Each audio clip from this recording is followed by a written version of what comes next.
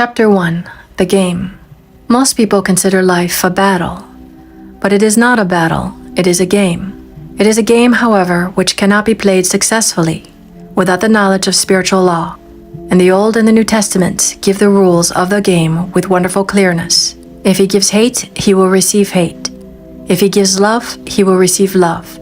If he gives criticism, he will receive criticism. If he lies, he will be lied to. If he cheats, he will be cheated. We are taught also that the imagining faculty plays a leading part in the game of life. This means that what man images sooner or later externalizes in his affairs. I know of a man who feared a certain disease. It was a very rare disease and difficult to get, but he pictured it continually and read about it until it manifested in his body and he died, the victim of distorted imagination. So we see, to play successfully the game of life, we must train the imaging faculty.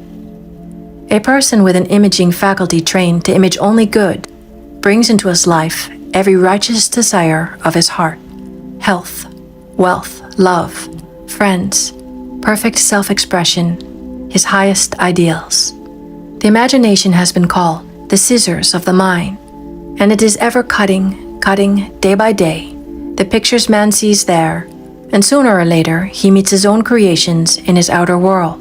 To train the imagination successfully, man must understand the workings of his mind. The Greeks said, "Know thyself." There are three departments of the mind: the subconscious, conscious, and superconscious. The subconscious is simply power without direction. It is like steam or electricity, and it does what it is directed to do. It has no power of induction.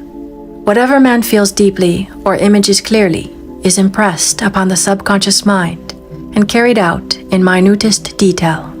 For example, a woman I know, when a child, always made believe she was a widow. She dressed up in black clothes and wore a long black veil, and people thought she was very clever and amusing. She grew up and married a man with whom she was deeply in love. In a short time he died, and she wore black and a sweeping veil for many years. The picture of herself as a widow was impressed upon the subconscious mind, and in due time worked itself out, regardless of the havoc created. The conscious mind has been called mortal or carnal mind. It is a human mind and sees life as it appears to be. It sees death, disaster, sickness, poverty, and limitation of every kind, and it impresses the subconscious. The superconscious mind is the God mind within each man, and is the realm of perfect ideas. In it is the perfect pattern spoken of by Plato, the divine design. For there is a divine design for each person. There is a place that you are to fill and no one else can fill, something you are to do, which no one else can do. There is a perfect picture of this in the superconscious mind. It usually flashes across the conscious as an unattainable ideal, something too good to be true. In reality, it is man's true destiny or destination, flashed to him from the infinite intelligence which is within himself. Many people, however, are in ignorance of their true destinies and are striving for things and situations which do not belong to them and would only bring failure and dissatisfaction if attained. For example, a woman came to me and asked me to speak the word, that she would marry a certain man with whom she was very much in love. She called him A.B. I replied that this would be a violation of spiritual law, but that I would speak the word for the right man, the divine selection, the man who belonged to her by divine right. I added, if A.B. is the right man, you can't lose him, and if he isn't, you will receive his equivalent. She saw A.B. frequently, but no headway was made in their friendship. One evening she called and said, "Do you know, for the last week, A.B. hasn't seemed so wonderful to me." I replied, "Maybe he is not the divine selection. Another man may be the right one." Soon after that, she met another man who fell in love with her at once, and who said she was his ideal. In fact, he said all the things that she had always wished A.B. would say to her. She remarked, it was quite uncanny. She soon returned his love and lost all interest in A.B. This shows the law of substitution. A right idea was substituted for a wrong one. Therefore, there was no loss or sacrifice involved. Many people have brought disaster into their lives through idle words. For example, a woman once asked me why her life was now one of poverty of limitation. Formerly, she had a home, was surrounded by beautiful things, and had often tired of the management of her home, and had said repeatedly, "I'm sick and tired of things. I wish I lived in a trunk." And she added, "Today I am living in that trunk." She had spoken herself into a trunk. The subconscious mind has no sense of humor, and people often joke themselves into unhappy experiences.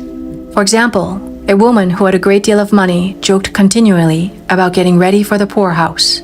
In a few years, she was almost destitute, having impressed the subconscious mind with a picture of lack and limitation. Fortunately, the law works both ways, and a situation of lack may be changed to one of plenty. For example, a woman came to me one hot summer's day for a treatment for prosperity. She was worn out, dejected, and discouraged. She said she possessed just $8 in the world. I said, "Good, we'll bless the $8 and multiply them, as Jesus Christ multiplied the loaves and fishes. For he taught that every man has the power to bless and to multiply, to heal and to prosper." She said, "What shall I do next?" I replied, "Follow intuition." I replied, "Follow intuition. Have you a hunch to do anything or to go anywhere?" Intuition means intuition, or to be taught from within. It is man's unerring guide, and I will deal more fully with its law in a following chapter. The woman replied, "I don't know. I seem to have a hunch to go home. I've just enough money for car fare." Her home was in a distant city and was one of lack and limitation, and the reasoning mind or intellect would have said, "Stay in New York and get work and make some money." I replied, "Then go home. Never violate a hunch." I spoke the following words for her. Infinite Spirit, open the way for great abundance, for she is an irresistible magnet for all that belongs to her by divine right. I told her to repeat it continually also. She left for home immediately. And calling on a woman one day, she linked up with an old friend of her family. Through this friend, she received thousands of dollars in a most miraculous way. She has said to me often, "Tell people about the woman who came to you with $8 and a hunch." There is always plenty on man's pathway, but it can only be brought into manifestation through desire, faith, or the spoken word. Jesus Christ brought out clearly that man must make the first move. Ask, and it shall be given you. Seek, and you shall find. Knock, and it shall be opened unto you. In the scriptures we read, "Concerning the works of my hands command ye me." Infinite intelligence, God, is ever ready to carry out man's smallest or greatest demands. Every desire uttered or expressed is a demand. We are often startled by having a wish suddenly fulfilled. For example, one Easter, having seen many beautiful rose trees in the florist's windows, I wished I were to receive one, and for an instant saw it mentally being carried in the door. Easter came, and with it a beautiful rose tree. I thanked my friend that following day, and told her it was just what I had wanted. She replied, "I didn't send you a rose tree, I sent you lilies." The man had mixed the order and sent me a rose tree simply because I had started the law in action, and I had to have a rose tree. Nothing stands between man and his highest ideals and every desire of his heart, but doubt and fear. When man can wish without worrying, every desire will be instantly fulfilled. I will explain more fully in a following chapter the scientific reason for this, and fear must be erased from the consciousness. It is man's only enemy. Fear of lack, fear of failure, fear of sickness, fear of loss, and a feeling of insecurity on some plane. Jesus Christ said, "Why are ye fearful, O ye of little faith?" So we can see we must substitute faith for fear is only inverted faith. It is faith in evil instead of good. The object of the game of life is to see clearly one's good and to obliterate all mental pictures of evil.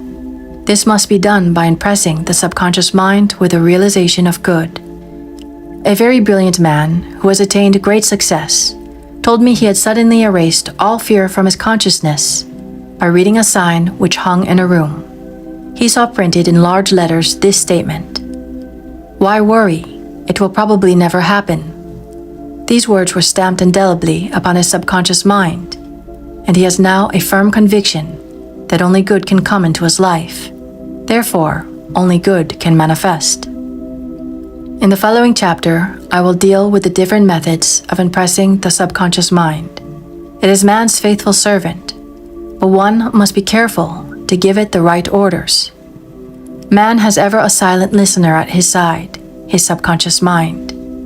Every thought, every word is impressed upon it and carried out in amazing detail. It is like a singer making a record on the sensitive disc of the phonographic plate. Every note and tone of the singer's voice is registered. If he coughs or hesitates, it is registered also. So let us break all the old bad records in the subconscious mind, the records of our lives which we do not wish to keep, and make new and beautiful ones. Speak these words aloud, with power and conviction. I now smash and demolish, by my spoken word, every untrue record in my subconscious mind. They shall return to the dust heap of their native nothingness, for they came from my own vain imaginings. I now make my perfect records through the Christ within, the records of health, wealth, love, and perfect self-expression. This is the square of life, the game completed. In the following chapters, I will show you how man can change his conditions by changing his words.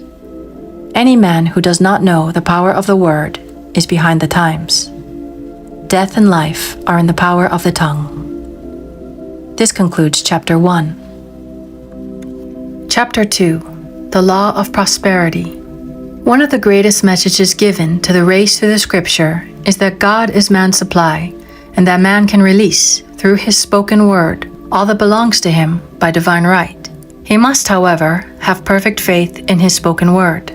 A woman came to me in great distress and said she was just to be sued on the 15th of the month for $3,000. She knew no way of getting the money and was in despair. I told her God was her supply, and that there is a supply for every demand. So I spoke the word. I gave thanks that the woman would receive $3,000 at the right time in the right way. I told her she must have perfect faith and act her perfect faith.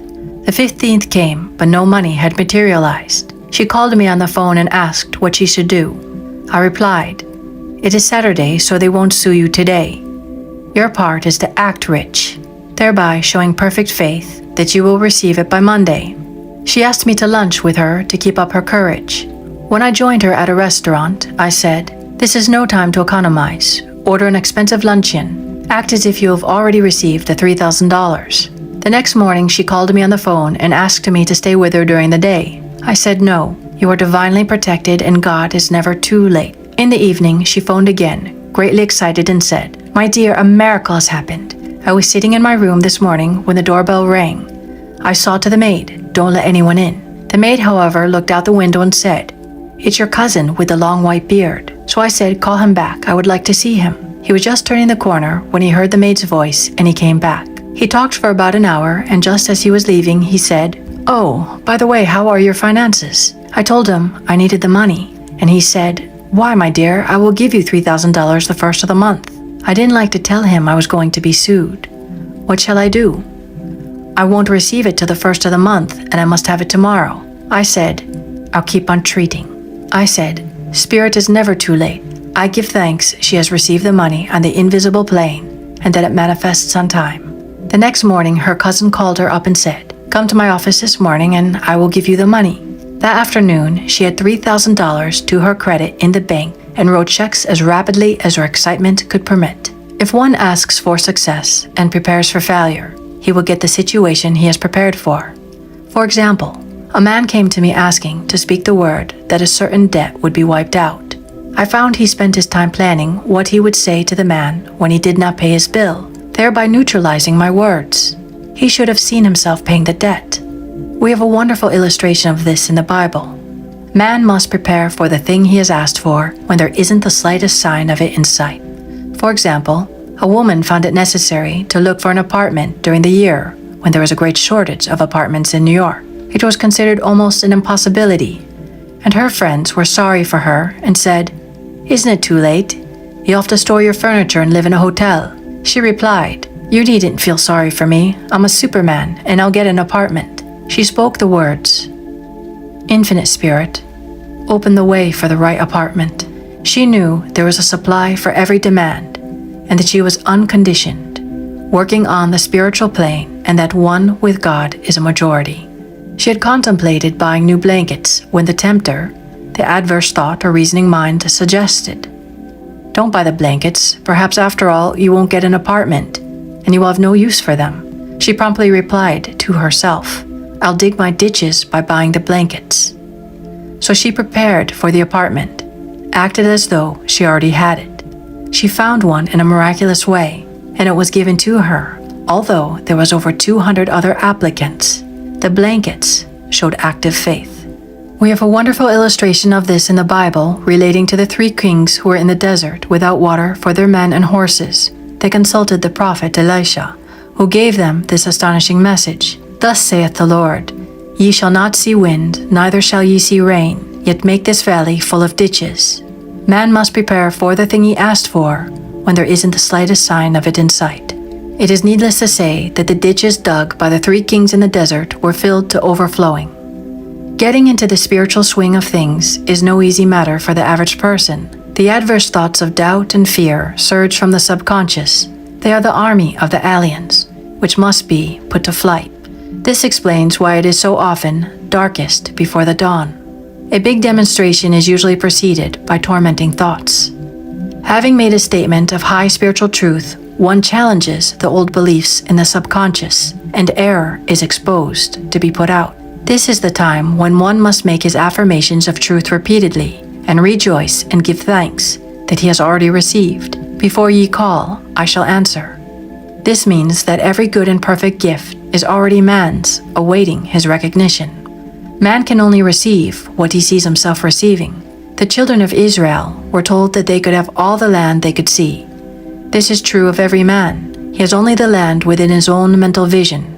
Every great work, every big accomplishment, has been brought into manifestation through holding to the vision, and often just before the big achievement comes apparent failure and discouragement. The children of Israel, when they reached the promised land, were afraid to go in, for they said it was filled with giants who made them feel like grasshoppers. And there we saw the giants, and we were in our own sight as grasshoppers.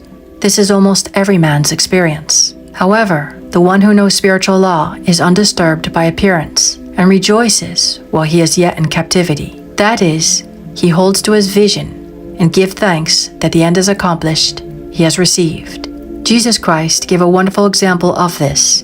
He said to his disciples, "Say not ye, there are yet 4 months, and then cometh the harvest? Behold, I say unto you, lift up your eyes and look on the fields, for they are ripe already to harvest." His clear vision pierced the world of matter, and he saw clearly the 4th dimensional world, things as they really are, perfect and complete in divine mind.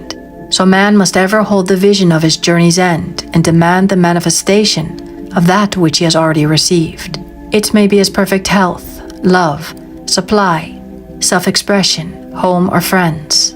They are all finished and perfect ideas registered in divine mind, man's own superconscious mind, and must come through him, not to him. For example, a man came to me asking for treatments for success. It was imperative that he raise, within a certain time, $50,000 for his business. The time limit was almost up when he came to me in despair. No one wanted to invest in his enterprise, and the bank had flatly refused a loan. I replied, "I suppose you lost your temper while at the bank, therefore your power. You can control any situation if you first control yourself. Go back to the bank," I added, "and I will treat." My treatment was, "You are identified in love with the spirit of everyone connected with the bank. Let the divine idea come out of this situation." He replied, "Woman, you are talking about an impossibility. Tomorrow is Saturday. The bank closes at 12, and my train won't get me there until 10, and the time limit is up tomorrow. And anyway, they won't do it. It's too late." I replied, "God doesn't need any time and is never too late. With him, all things are possible." I added, "I don't know anything about business, but I know all about God." He replied, "It all sounds fine when I sit here listening to you, but when I go out it's terrible." He lived in a distant city, and I did not hear from him for a week. Then came a letter. It read, "You were right, I raised the money, and I will never doubt again the truth of all that you told me." I saw him a few weeks later, and I said, "What happened? You evidently had plenty of time after all." He replied, "My train was late, and I got there just 15 minutes to 12. I walked into the bank quietly and said, 'I've come for the loan,' and they gave it to me without a question." It was the last 15 minutes of the time allotted to him, and Infinite Spirit was not too late. In this instance, the man could never have demonstrated alone. He needed someone to help him hold to the vision. This is what one man can do for another. Jesus Christ knew the truth of this when he said, "If 2 of you shall agree on earth as touching anything that they shall ask, it shall be done for them of my Father which is in heaven." One gets too close to his own affairs and becomes doubtful and fearful. The friend or healer sees clearly the success, health, or prosperity and never wavers, because he is not too close to the situation. It is much easier to demonstrate for someone else than for oneself, so a person should not hesitate to ask for help if he feels himself wavering. A keen observer of life once said, "No man can fail if some one person sees them successful." Such is the power of the vision, and many a great man owed his success to a wife, or sister, or a friend who believed in him and held without wavering to the perfect pattern. This ends Chapter 2. Chapter 3. The Power of the Word. A person knowing the power of the word becomes very careful of his conversation. He has only to watch the reaction of his word to know that they do not return void. Through his spoken word, man is continually making laws for himself.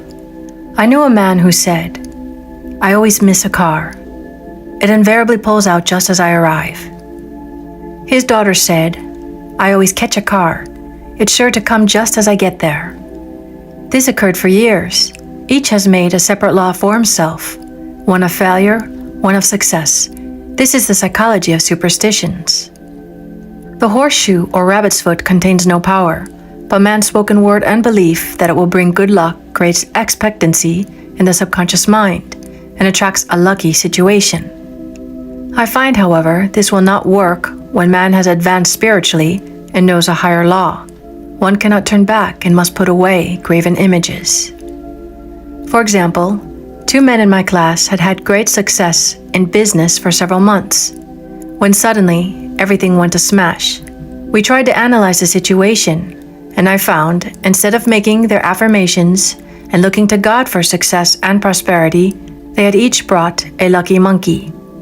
I said, "Oh, I see, you have been putting trust in the lucky monkeys instead of God. Put away the lucky monkeys and call on the law of forgiveness. For man has power to forgive or neutralize his mistakes." They decided to throw the lucky monkeys down a coal hole, and all went well again. This does not mean, however, that one should throw away every lucky ornament or horseshoe about the house. But he must recognize that the power back of it is the one and only power, God, and that the object simply gives him a feeling of expectancy. I was with a friend one day who was in deep despair. In crossing the street, she picked up a horseshoe. Immediately, she filled with joy and hope. She said God had sent her the horseshoe in order to keep up her courage. It was indeed at that moment about the only thing that could have registered in her consciousness. Her hope became faith, and she ultimately made a wonderful demonstration. I wish to make the point clear that the men previously mentioned were depending on the monkeys alone, while this woman recognized the power back of the horseshoe. I know in my own case, it took a long while to get out of a belief that a certain thing brought disappointment. If the thing happened, disappointment invariably followed. I found the only way I could make a change in the subconscious was by asserting, there are not 2 powers, there is only one power, God. Therefore, there are not disappointments, and this thing means a happy surprise. I noticed a change at once, and happy surprises commenced coming my way. I have a friend who said nothing would induce her to walk under a ladder. I said, if you are afraid, you are giving in to a belief in 2 powers, good and evil, instead of one. As God is absolute, there can be no opposing power, unless man makes the false of evil for himself. To show that you believe in only one power, God, and that there is no power or reality in evil, walk under the ladder you see. Soon after, she went to her bank. She wished to open her box in the safe deposit vault, and there stood a ladder on her pathway. It was impossible to reach the box without passing under the ladder. She quailed with fear and turned back. She could not face the lion on her pathway. However, when she reached the street, my words rang in her ears, and she decided to return and walk under it. It was a big moment in her life, for ladders had held her in bondage for years. She retraced her steps to the vault, and the ladder was no longer there. This so often happens. If one is willing to do a thing he is afraid to do, he does not have to. It is the law of non-resistance, which is so little understood. Someone has said that courage contains genius and magic. Face a situation fearlessly, and there is no situation to face. It falls away of its own weight. The explanation is that fear attracted the ladder on the woman's pathway, and fearlessness removed it. Thus, the invisible forces are ever working for man who is always pulling the strings himself, though he does not know it. Owing to the vibratory power of words, whatever man voices, he begins to attract. People who continually speak of disease invariably attract it. After man knows the truth, he cannot be too careful of his words. For example, I have a friend who often says on the phone, "Do come to see me and have an old-fashioned chat." This old-fashioned chat means an hour of about 500 to 1,000 destructive words, the principal topics being loss, lack, failure, and sickness. I reply, "No thank you. I've had enough old-fashioned chats in my life. They are too expensive, but I will be glad to have a new-fashioned chat and talk about what we want, not what we don't want." There is an old saying that man only dares use his words for three purposes: to heal, bless, or prosper. What man says of others will be said of him, and what he wishes for another, he is wishing for himself. Curses, like chickens, come home to roost. If a man wishes someone bad luck, he is sure to attract bad luck himself. If he wishes to aid someone in success, he is wishing and aiding himself to success. The body may be renewed and transformed through the spoken word and clear vision, and disease be completely wiped out of the consciousness. The metaphysician knows that all disease has a mental correspondence, and in order to heal the body, one must first heal the soul. The soul is the subconscious mind, and it must be saved from wrong thinking. In the 23rd Psalm we read, "He restoreth my soul." This means that the subconscious mind or soul must be restored with the right ideas, and the mystical marriage is the marriage of the soul and the spirit, or the subconscious and superconscious mind. They must be one. When the subconscious is flooded with the perfect ideas of the superconscious, God and man are one. I and the Father are one. That is, he is one with the realm of perfect ideas.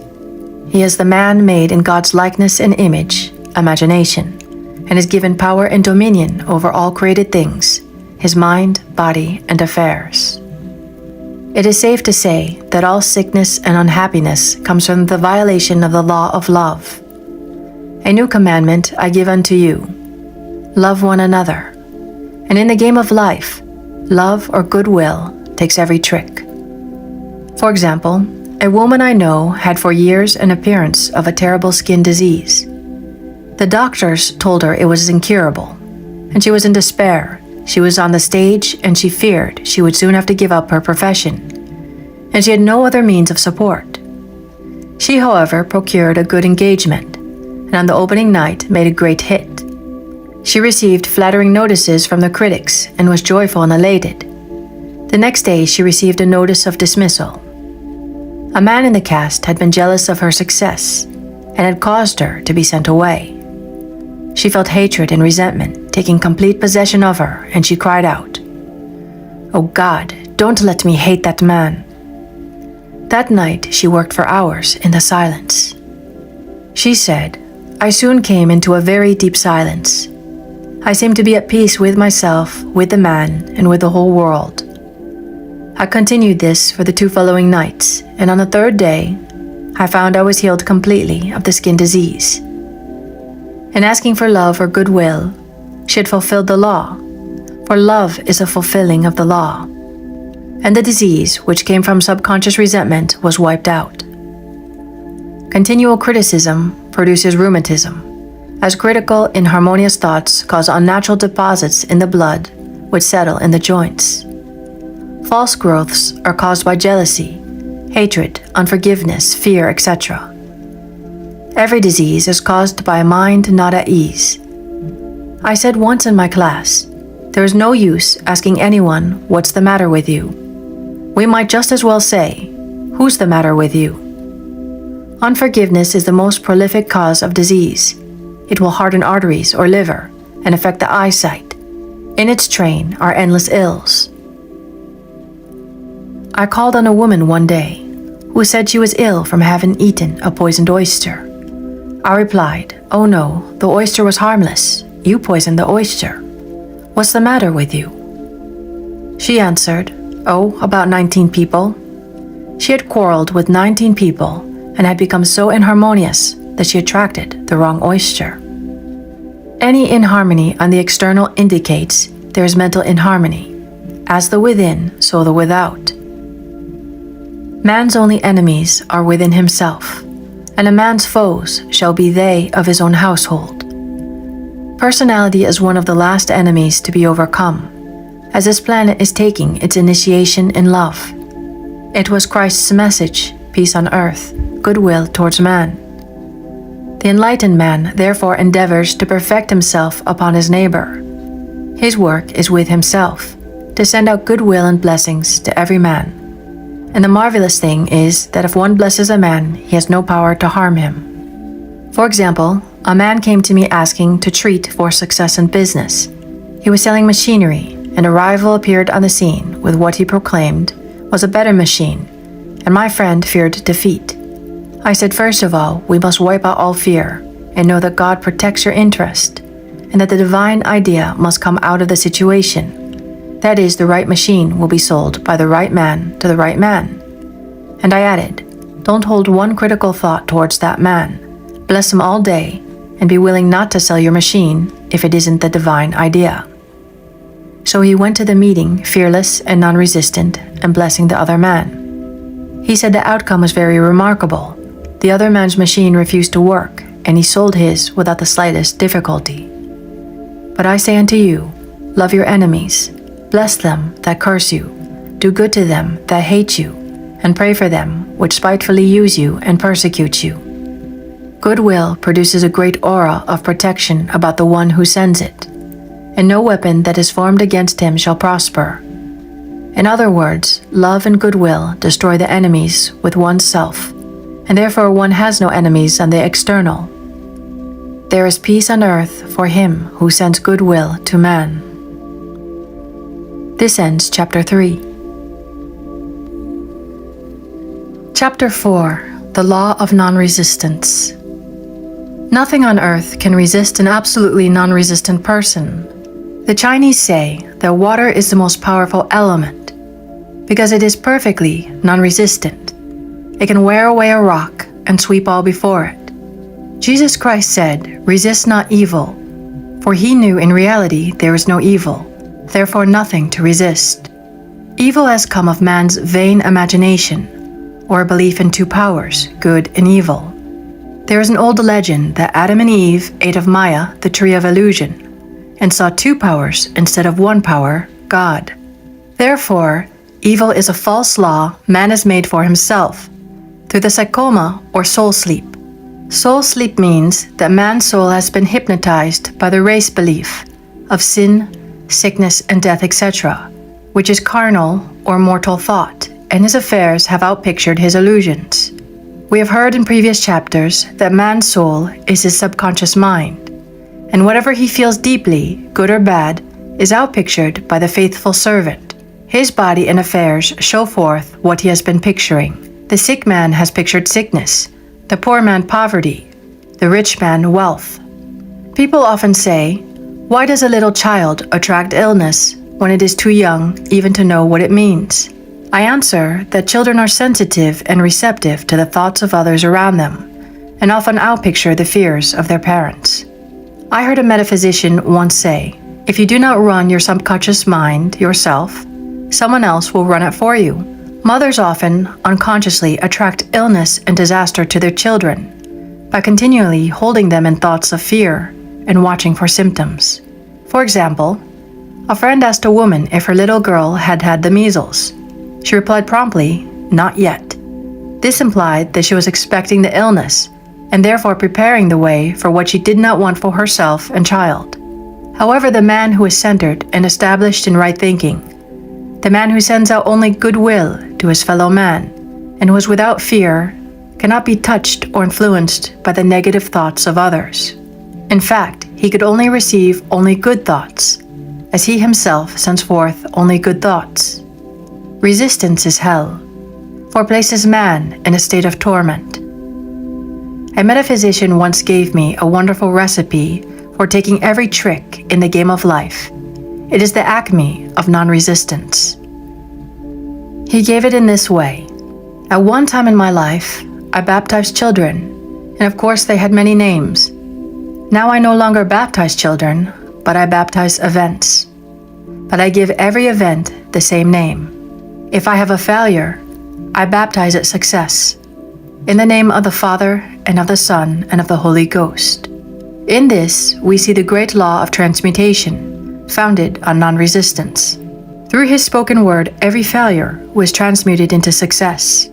For example, a woman who required money and who knew the spiritual law of opulence was thrown continually in a business way with a man who made her feel very poor. He talked lack and limitation, and she commenced to catch his poverty thoughts. So she disliked him and blamed him for her failure. She knew in order to demonstrate her supply, she must first feel that she has received a feeling of opulence. A feeling of opulence must precede its manifestation. It dawned on her one day that she was resisting the situation and seeing two powers instead of one. So she blessed the man and baptized the situation success. She affirmed, "As there is only one power, God, this man is here for my good and my prosperity, just what he did not seem to be there for." Soon after that, she met through this man a woman who gave her for a service rendered several $1,000s, and the man moved to a distant city and faded harmoniously from her life. Make the statement, "Every man is a golden link in the chain of my good." For all men are God in manifestation, awaiting the opportunity given by man himself to serve the divine plan of his life. Bless your enemy, and you rob him of his ammunition. His arrows will be transmuted into blessings. This law is true of nations as well as individuals. Bless a nation, send a love and goodwill to every inhabitant, and it is robbed of its power to harm. Man can only get the right idea of non-resistance through spiritual understanding. My students have often said, "I don't want to be a doormat." I reply, when you use non-resistance with wisdom, no one will ever be able to walk over you. Another example. One day, I was impatiently awaiting an important telephone call. I resisted every call that came in and made no outgoing calls myself, reasoning that it might interfere with the one I was awaiting. Instead of saying, "Divine ideas never conflict. The call will come at the right time," leaving it to infinite intelligence to arrange, I commenced to manage things myself.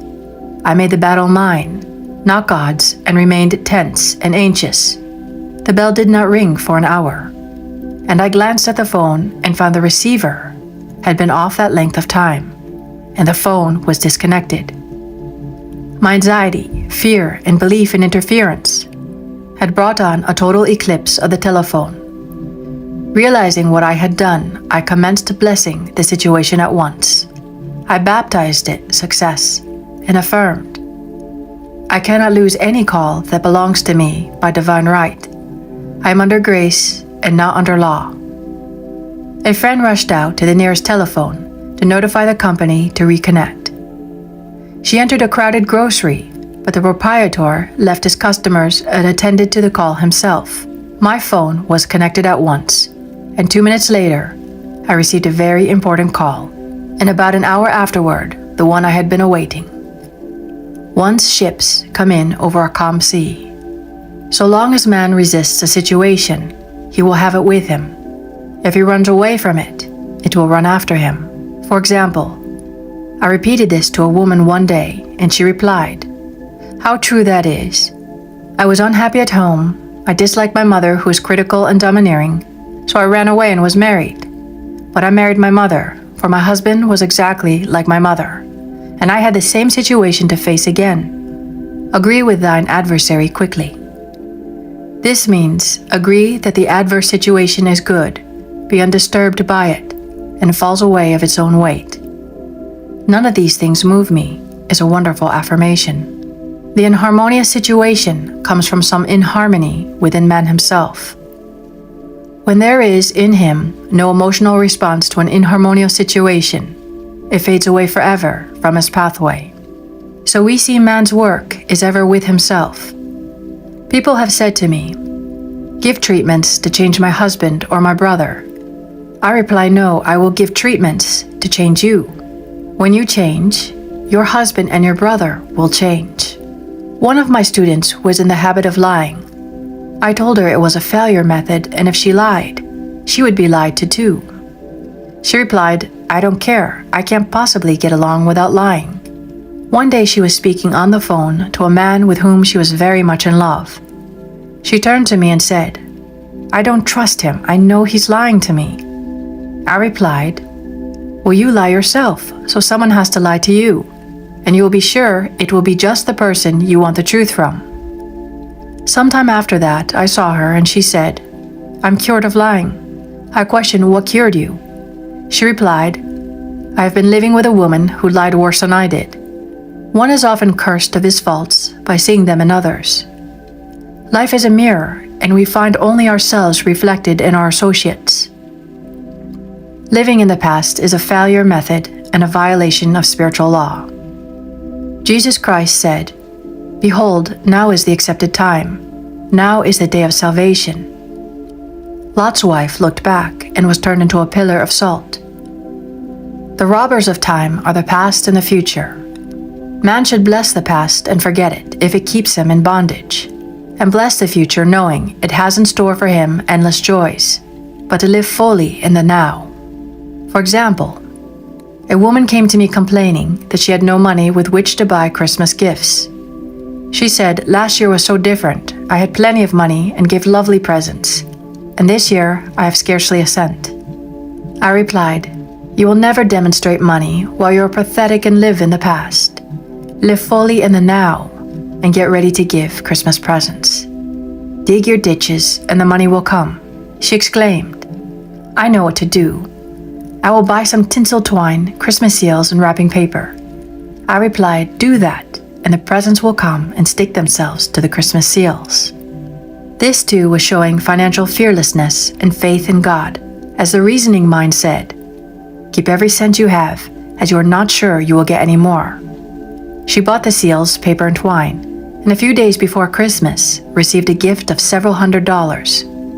Buying the seals and twine had impressed the subconscious with expectancy and opened the way for the manifestation of the money.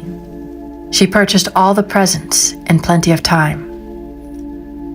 Man must live suspended in the moment.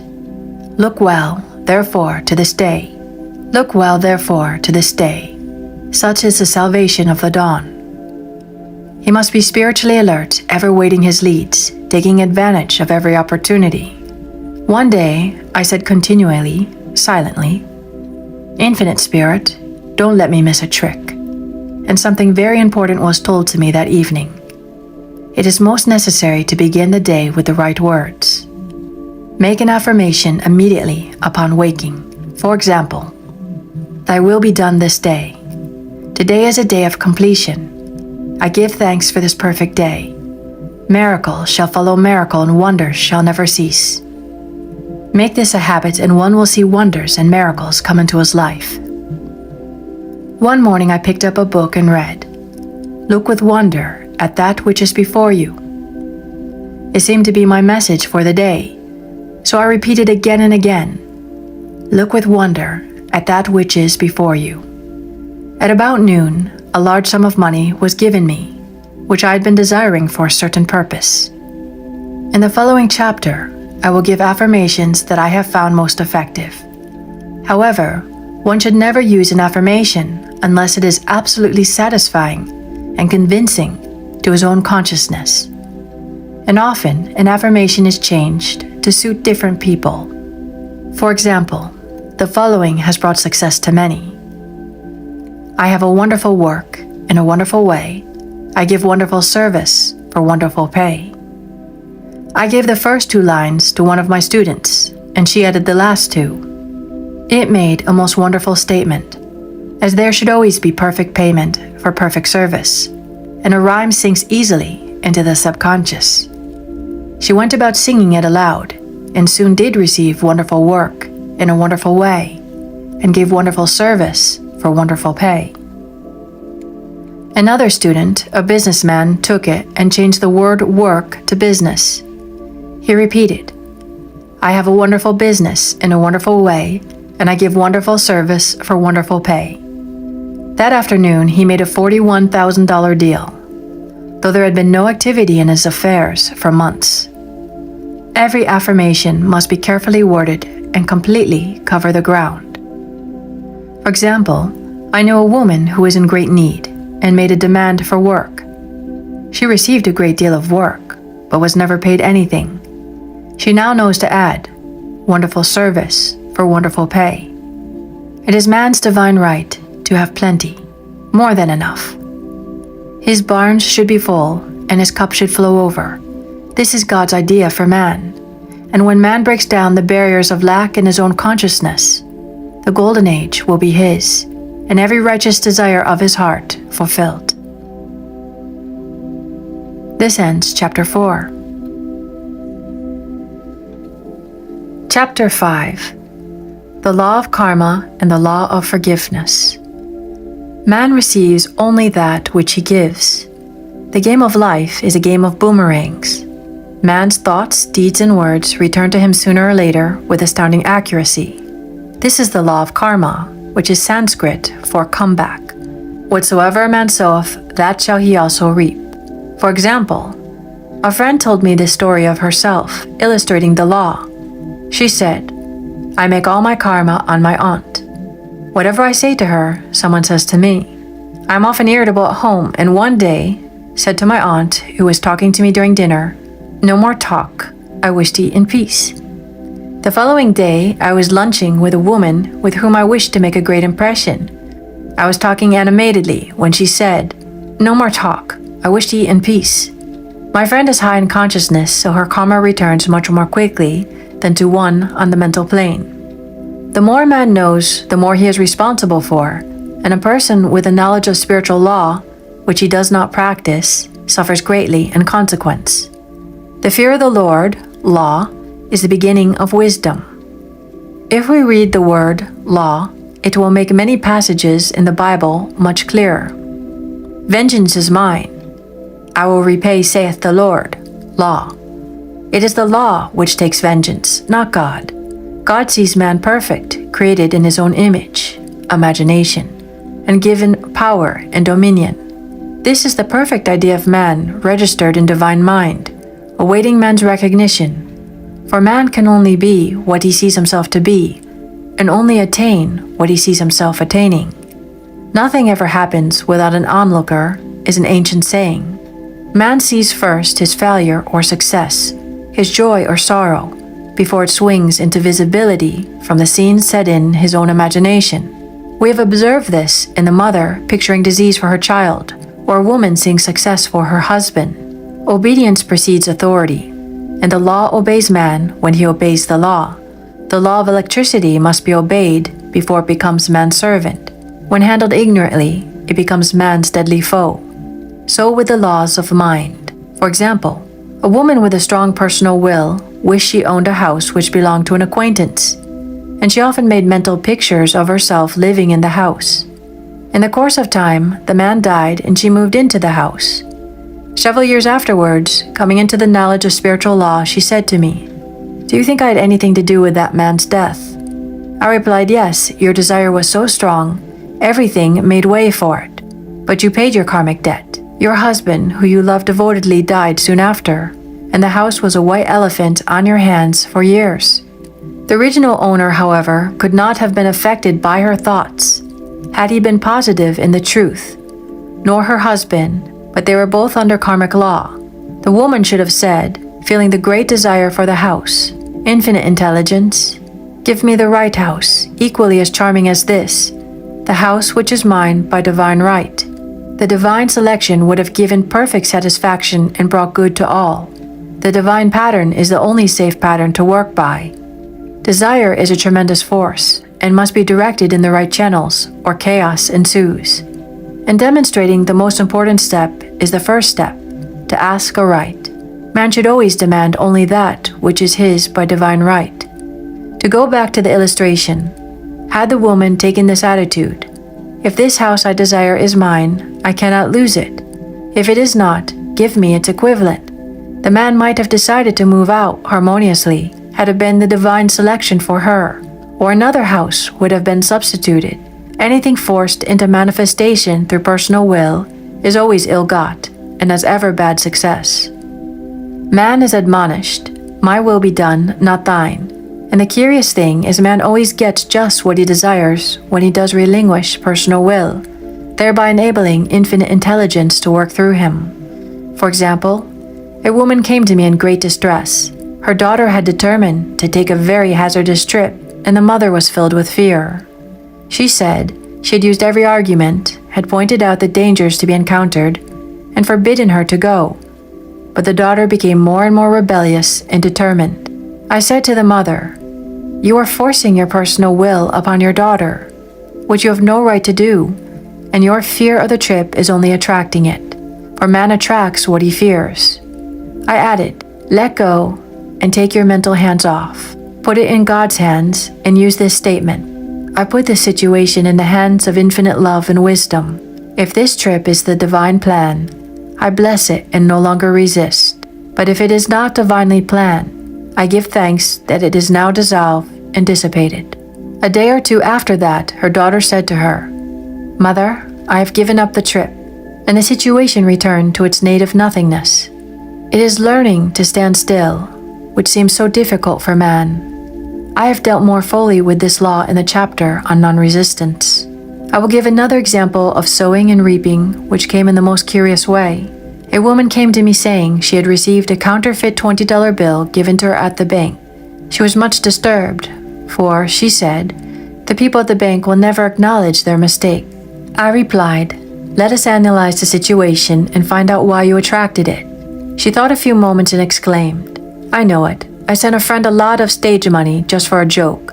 So the law had sent her some stage money, or doesn't know anything about jokes." I said, "Now we will call on the law of forgiveness and neutralize the situation." So I said, "Infinite Spirit, we call on the law of forgiveness and give thanks that she is under grace and not under law and cannot lose this $20 which is hers by divine right. Now," I said, "go back to the bank and tell them fearlessly that it was given to you there by mistake." She obeyed, and to her surprise, they apologized and gave her another bill, treating her most courteously. So knowledge of the law gives man power to rub out his mistakes. Man cannot force the external to be what he is not. If he desires riches, he must be rich first in consciousness. For example, a woman came to me asking treatment for prosperity. She did not take much interest in her household affairs, and her home was in great disorder. I said to her, "If you wish to be rich, you must be orderly. All men with great wealth are orderly. And order is heaven's first law." I added, "You will never become rich with a burnt match in a pincushion." She had a good sense of humor and commenced immediately putting her house in order. She arranged furniture, straightened out bureau drawers, cleaned rugs, and soon made a big financial demonstration, a gift from a relative. The woman herself became made over and keeps herself keyed up financially by being ever watchful of the external and expecting prosperity, knowing God is her supply.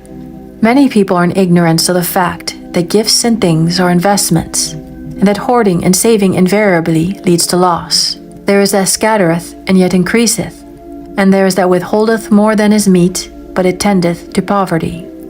For example, I knew a man who wanted to buy a fur-lined overcoat. He and his wife went to various shops, but there was none he wanted. He said they were all too cheap-looking. At last, he was shown one.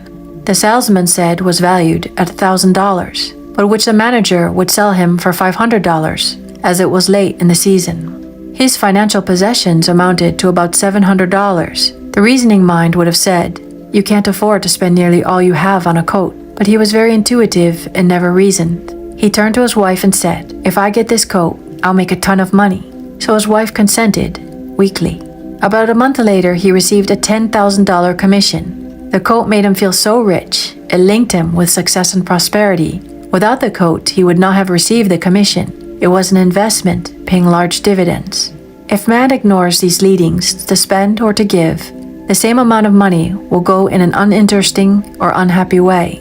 For example, a woman told me on Thanksgiving Day, she informed her family that they could not afford a Thanksgiving dinner. She had the money, but decided to save it. A few days later, someone entered her room and took from the bureau drawer the exact amount that dinner would have cost. The law always stands back of the man who spends fearlessly with wisdom. For example, one of my students was shopping with her little nephew. The child clamored for a toy, which she told him she could not afford to buy. She realized suddenly that she was seeking lack and not recognizing God as her supply. So she bought the toy and on her way home, picked up in the street the exact amount of money she had paid for it. Man's supply is inexhaustible and unfailing when fully trusted, but faith or trust must precede the demonstration. According to your faith, be it unto you. Faith is the substance of things hoped for, the evidence of things not seen. For faith holds the vision steady, and the adverse pictures are dissolved and dissipated, and in due season we shall reap if we faint not. Jesus Christ brought the good news, the gospel, that there was a higher law than the law of karma, and that the law transcends the law of karma. It is the law of grace, or forgiveness. It is the law which frees man from the law of cause and effect, the law of consequence, under grace and not under law. We are told that on this plane man reaps where he has not sown. The gifts of God are simply poured out upon him. All that the kingdom affords is his. This continued state of bliss awaits the man who has overcome the race, or world, thought. In the world thought there is tribulation, but Jesus Christ said, "Be of good cheer, I have overcome the world." The world thought is that of sin, sickness, and death. He saw their absolute unreality and said sickness and sorrow shall pass away and death itself, the last enemy, be overcome. We know now from a scientific standpoint that death could be overcome by stamping the subconscious mind with the conviction of eternal youth and eternal life. The subconscious, being simply power without direction, carries out orders without questioning. Working under the direction of the superconscious, the Christ or God within man, the resurrection of the body would be accomplished. Man would no longer throw off his body in death. It would be transformed into the body electric, sung by Walt Whitman. For Christianity is founded upon the forgiveness of sins and an empty tomb. This ends chapter 5. Chapter 6. Casting the burden and pressing the subconscious. When man knows his own powers and the workings of his mind, his great desire is to find an easy and quick way to impress the subconscious with good, where simply an intellectual knowledge of the truth will not bring results. In my own case, I found the easiest way is in casting the burden. A metaphysician once explained it in this manner. He said, "The only thing that gives anything weight in nature is the law of gravitation, and if a boulder could be taken high above the planet, there would be no weight in the boulder." And this is what Jesus Christ meant when he said, "My yoke is easy and my burden is light." He had overcome the world vibration and functioned in the fourth dimensional realm, where there is only perfection, completion, life, and joy. He said, "Come to me, all ye that are labor and are heavy laden, and I will give you rest. Take my yoke upon you, for my yoke is easy and my burden is light." We are also told in the 55th Psalm to cast thy burden upon the Lord. Many passages in the Bible state that the battle is God's, not man's, and that man is always to stand still and see the salvation of the Lord. This indicates that the superconscious mind, or Christ within, is the department which fights man's battle and relieves him of his burdens. We see, therefore, that man violates law if he carries a burden, and a burden is an adverse thought or condition, and this thought or condition has its root in the subconscious. It seems almost impossible to make any headway directing the subconscious from the conscious or reasoning mind, as the reasoning mind, the intellect, is limited in its conceptions and filled with doubts and fears. How scientific it then is to cast the burden upon the superconscious mind or Christ within, where it is made light or dissolved into its native nothingness. For example, a woman in urgent need of money made light upon the Christ within, the superconscious, with the statement, "I cast this burden of lack on the Christ within, and I go free to have plenty." The belief in lack was her burden, and as she cast it upon the superconscious with its belief of plenty, an avalanche of supply was the result. We read, "The Christ in you, the hope of glory." Another example. One of my students had been given a new piano, and there was no room in her studio for it until she had moved out the old one. She was in a state of perplexity. She wanted to keep the old piano, but knew of no place to send it. She became desperate as the new piano was to be sent immediately, in fact, was on its way, with no place to put it. She said it came to her to repeat, "I cast this burden on the Christ within, and I go free." A few moments later, her phone rang and a woman friend asked if she might rent her old piano, and it was moved out a few minutes before the new one arrived. I knew a woman whose burden was resentment. She said, "I cast this burden of resentment on the Christ within, and I go free to be loving, harmonious, and happy." The almighty superconscious flooded the subconscious with love, and her whole life was changed. For years, resentment has held her in a state of torment and imprisoned her soul, the subconscious mind. The statement should be made over and over and over, sometimes for hours at a time, silently or audibly, with quietness but determination. I have often compared it to winding up a Victrola. We must wind ourselves up with spoken words. I have noticed, in casting the burden, after a little while, one seems to see clearly. It is impossible to have clear vision while in the throes of carnal mind. Doubts and fear poison the mind and body, and imagination runs riot, attracting disaster and disease. And steadily repeating the affirmation, "I cast this burden on the Christ within and go free," the vision clears, and with it, a feeling of relief, and sooner or later comes the manifestation of good, be it health, happiness, or supply. One of my students once asked me to explain the darkness before the dawn.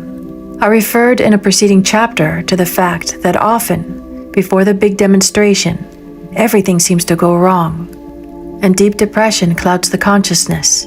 It means that out of the subconscious are rising the doubts and fears of the ages. These old derelicts of the subconscious rise to the surface to be put out. It is then that man should clap his cymbals like the Jehoshaphat and give thanks that he is saved, even though he seems surrounded by the enemy, the situation of lack or disease. The student continued, "How long must one remain in the dark?" And I replied, "Until one can see in the dark, and casting the burden enables one to see in the dark." In order to impress the subconscious, active faith is always essential. Faith without works is dead. In these chapters, I've endeavored to bring out this point. Jesus Christ showed active faith when he commanded the multitude to sit down on the ground before he gave thanks for the loaves and fishes. I will give another example showing how necessary this step is. In fact, active faith is the bridge over which a man passes to his promised land. Through misunderstanding, a woman had been separated from her husband whom she loved deeply. He refused all offers of reconciliation and would not communicate with her in any way. Coming into the knowledge of spiritual law, she denied the appearance of separation. She made this statement, "There is no separation in divine mind. Therefore, I cannot be separated from the love and companionship which are mine by divine right." She showed active faith by arranging a place for him at the table every day, thereby impressing the subconscious with a picture of his return. Over a year passed, but she never wavered. And one day he walked in. The subconscious is often impressed through music. Music has a fourth-dimensional quality and releases the soul from imprisonment. It makes wonderful things seem possible and easy of accomplishment. I have a friend who uses her Victrola daily for this purpose. It puts her in a perfect harmony and releases the imagination. Another woman often dances while making her affirmations. The rhythm and harmony of music and motion carry her words forth with tremendous power. The student must also remember not to despise the day of small things. Invariably, before a demonstration come, signs of land. Before Columbus reached America, he saw birds and twigs, which showed him land was near. So it is with a demonstration, but often the student mistakes it for the demonstration itself and is disappointed. For example, a woman had spoken the word for a set of dishes. Not long afterwards, a friend gave her a dish which was old and cracked. She came to me and said, "Well, I asked for a set of dishes and all I got was a cracked plate." I replied, "The plate was only a sign of land. It shows your dishes are coming. Look upon it as a bird and seaweed." And not long afterwards, the dishes came. Continually making believe impresses the subconscious. If one makes believe he is rich and makes believe he is successful, in due time he will reap. Children are always making believe, and except ye be converted and become as little children, ye shall not enter the kingdom of heaven. For example, I know of a woman who was very poor, but no one could make her feel poor. She earned a small amount of money from rich friends who constantly reminded her of her poverty, and to be careful and saving. Regardless of their admonitions, she would spend all her earnings on a hat or make someone a gift and be in a rapturous state of mind. Her thoughts were always centered on beautiful clothes and rings and things, but without envying others. She lived in a world of the wondrous, and only riches seemed real to her. Before long, she married a rich man, and rings and things became visible. I do not know whether the man was the divine selection, but opulence had to manifest in her life, as she had imaged only opulence. There is no peace or happiness for man until he has erased all fears from the subconscious. Fear is misdirected energy and must be redirected or transmuted into faith. I am asked so often by my students, "How can I get rid of fear?" I reply, by walking up to the things you are afraid of. The lion takes its fierceness from your fear. Walk up to the lion and he will disappear. Run away and he runs after you. I have shown in previous chapters how the lion of lack disappeared when the individual spent money fearlessly, showing faith that God was his supply and therefore unfailing. Many of my students have come out of the bondage of poverty and are now bountifully supplied. Through losing all fear of letting money go out, the subconscious is impressed with the truth that God is the giver and the gift. Therefore, as one is one with the giver, he is one with the gift. A splendid statement is, "I now thank God, the giver, for God, the gift." Man has so long separated himself from his good and his supply, through thoughts of separation and lack, that sometimes it takes dynamite to dislodge these false beliefs from the subconscious, and the dynamite is a big situation. We see in the foregoing illustration how the individual was freed from his bondage by showing fearlessness. Man should always watch himself hourly to detect if his motive for action is fear or faith. Choose ye this day whom we shall serve, fear or faith. Perhaps one's fear is of personality. Then do not avoid the people feared. Be willing to meet them cheerfully, and they will either prove golden links in the chain of one's good or disappear harmoniously from one's pathway.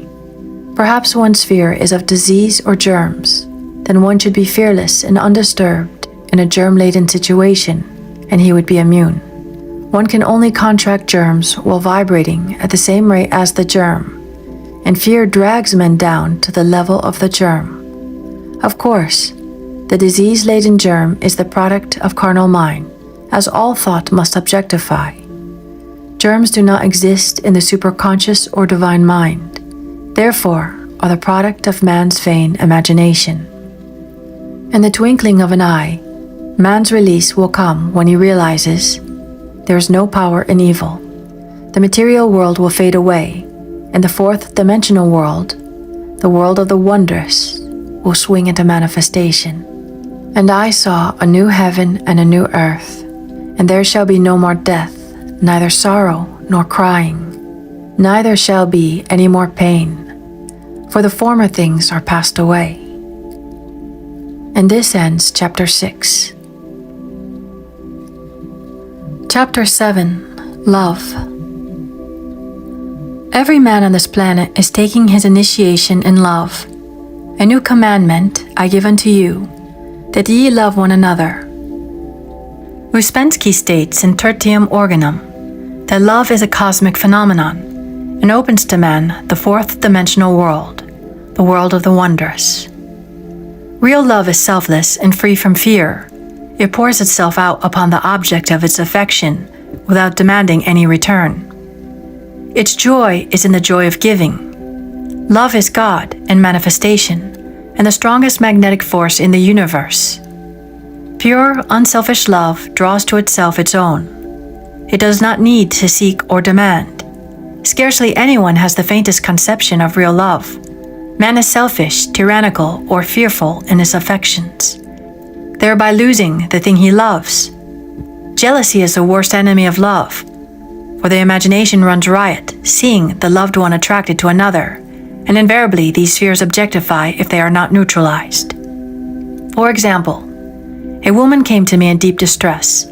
The man she loved had left her for other women, and said he never intended to marry her.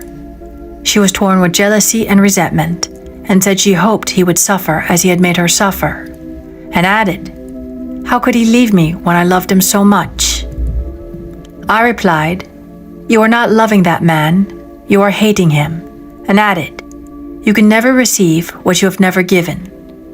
Give a perfect love, and you will receive a perfect love. Perfect yourself on this man. Give him a perfect, unselfish love, demanding nothing in return. Do not criticize or condemn, and bless him wherever he is." She replied, "No, I won't bless him unless I know where he is," she said. "Well," I said, "that is not real love." When you send out real love will return to you, either from this man or his equivalent. For if this man is not the divine selection, you will not want him. As you are one with God, you are one with the love which belongs to you by divine right. Several months passed, and matters remained about the same, but she was working conscientiously with herself. I said, "When you are no longer disturbed by his cruelty, he will cease to be cruel, as you are attracting it through your own emotions." Then I told her of a brotherhood in India, who never said good morning to each other. They used these words, "I salute the divinity in you." They saluted the divinity in every man and in the wild animals in the jungle, and they were never harmed, for they saw only God in every living thing.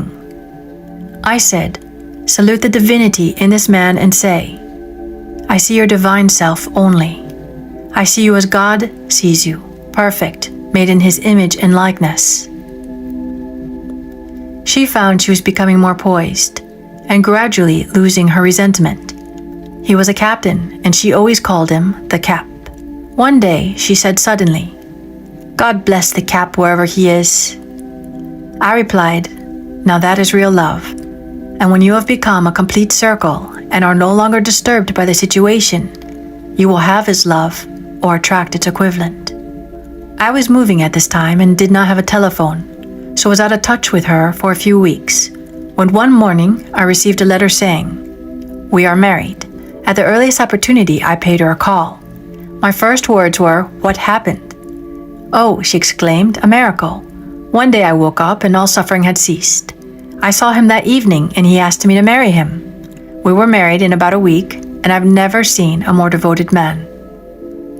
There is an old saying, No man is your enemy. No man is your friend. Every man is your teacher.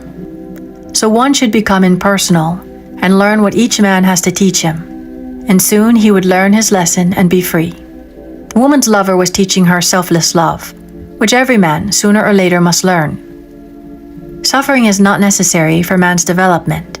It is the result of violation of spiritual law, but few people seem able to rouse themselves from their soul sleep without it.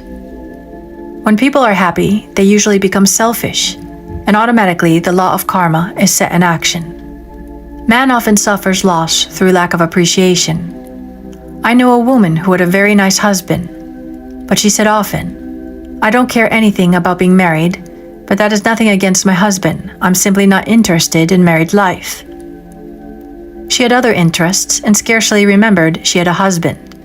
She only thought of him when she saw him. One day, her husband told her he was in love with another woman and left. She came to me in distress and resentment. I replied, "It is exactly what you spoke the word for. You said you didn't care anything about being married, so the subconscious worked to get you unmarried." She said, "Oh yes, I see. People get what they want and often feel very much hurt." She soon became in perfect harmony with the situation and knew they were both much happier apart. When a woman becomes indifferent or critical and ceases to be an inspiration to her husband, he misses the stimulus of the early relationship and is restless and unhappy. A man came to me dejected, miserable, and poor. His wife was interested in the science of numbers and had had him read. It seems the report was not very favorable, for he said, "My wife says I'll never amount to anything because I am a 2.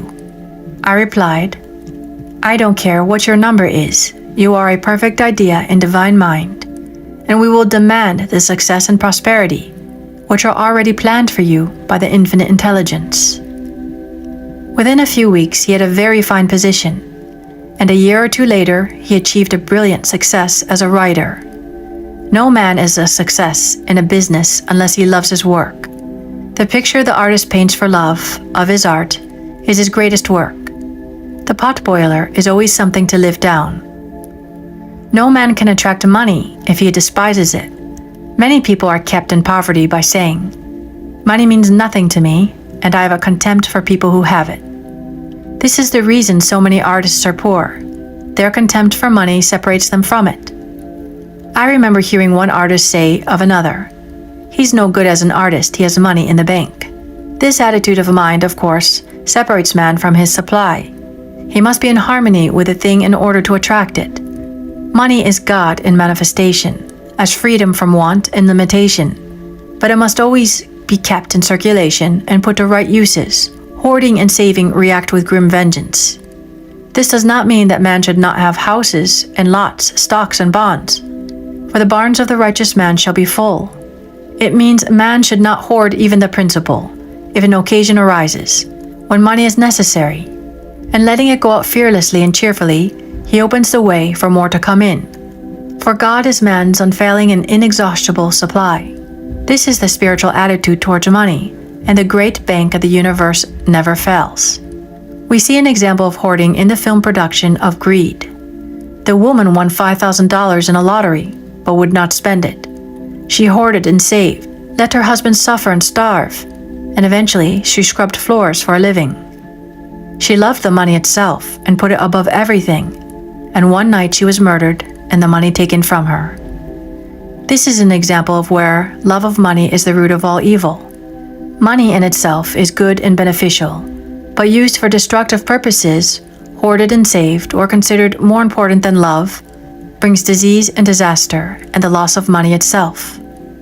Follow the path of love and all things are added, for God is love and God is supply.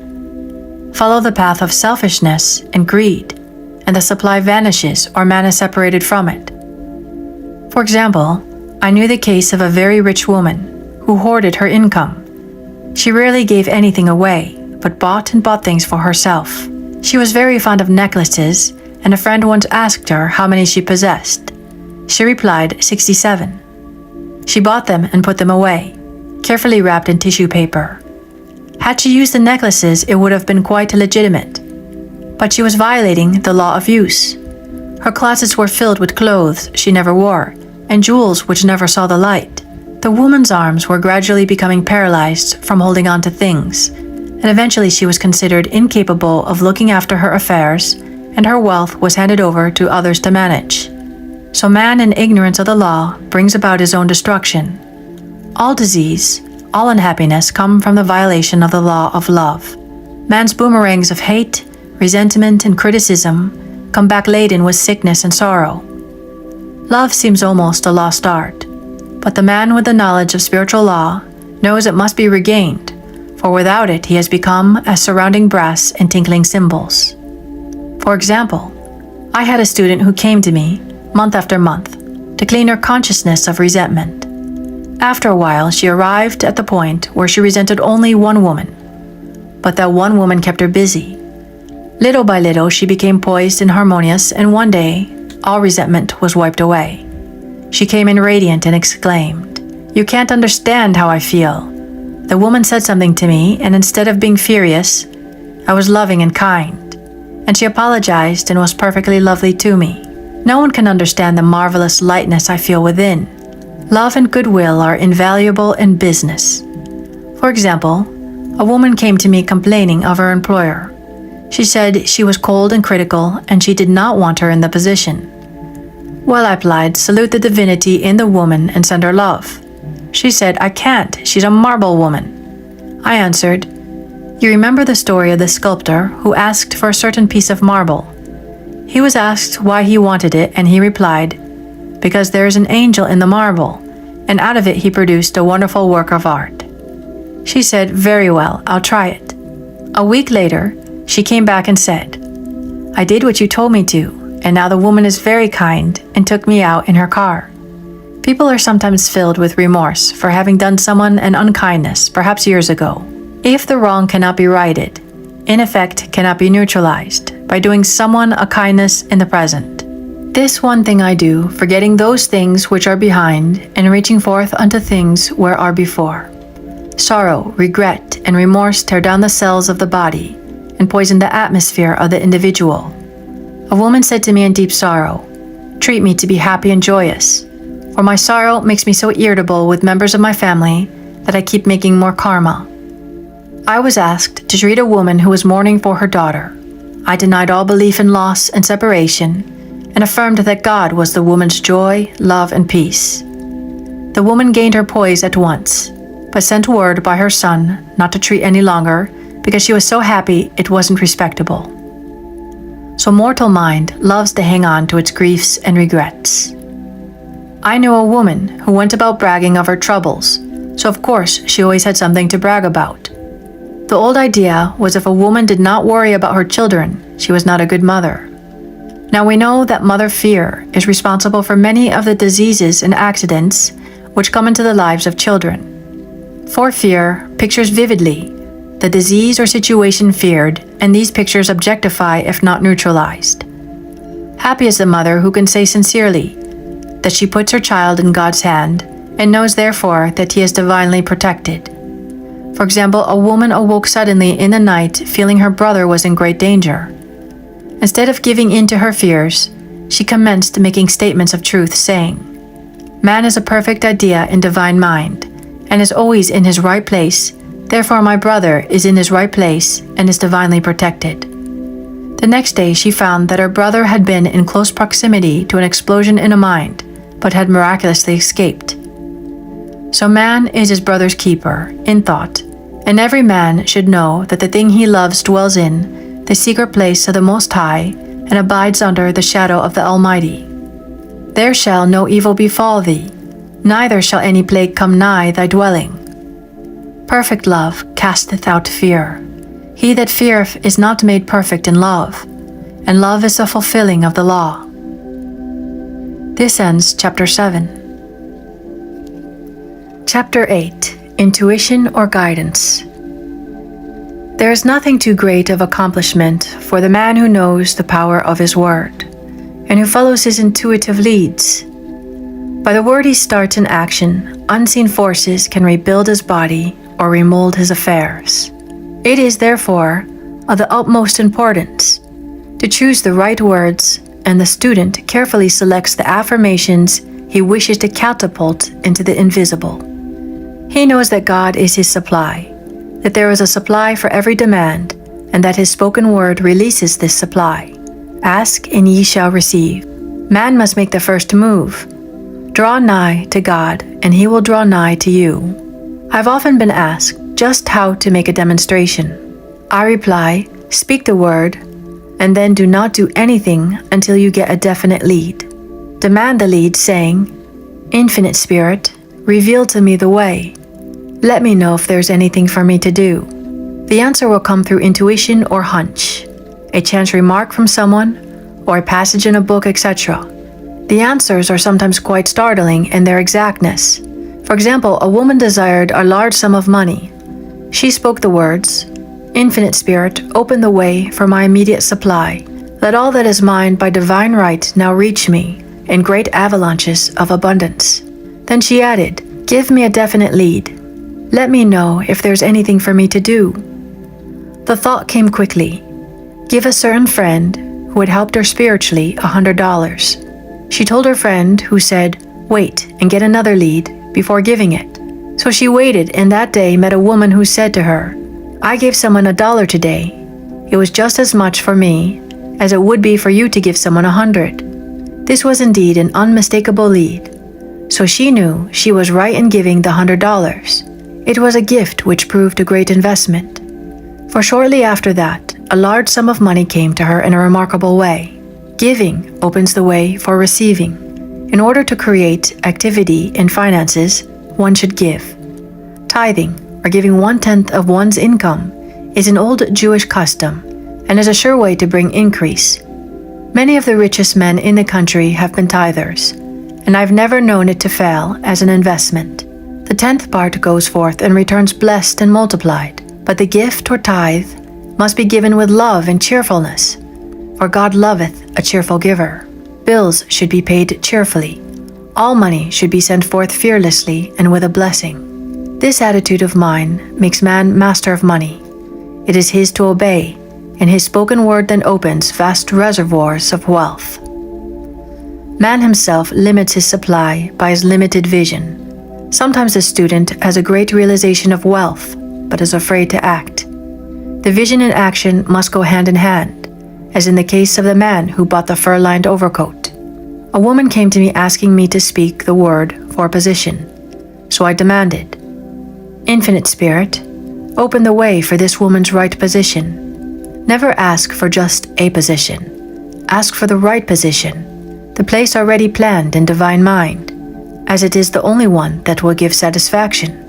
I then gave thanks that she had already received, and that it would manifest quickly.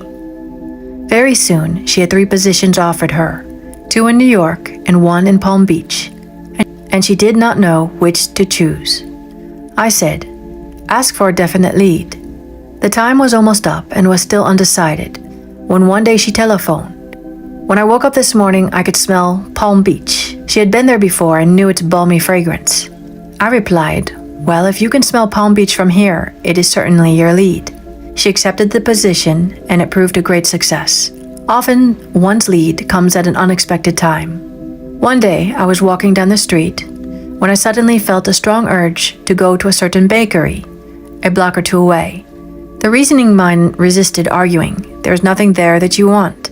However, I had learned not to reason, so I went to the bakery, looked at everything, and there was certainly nothing there that I wanted.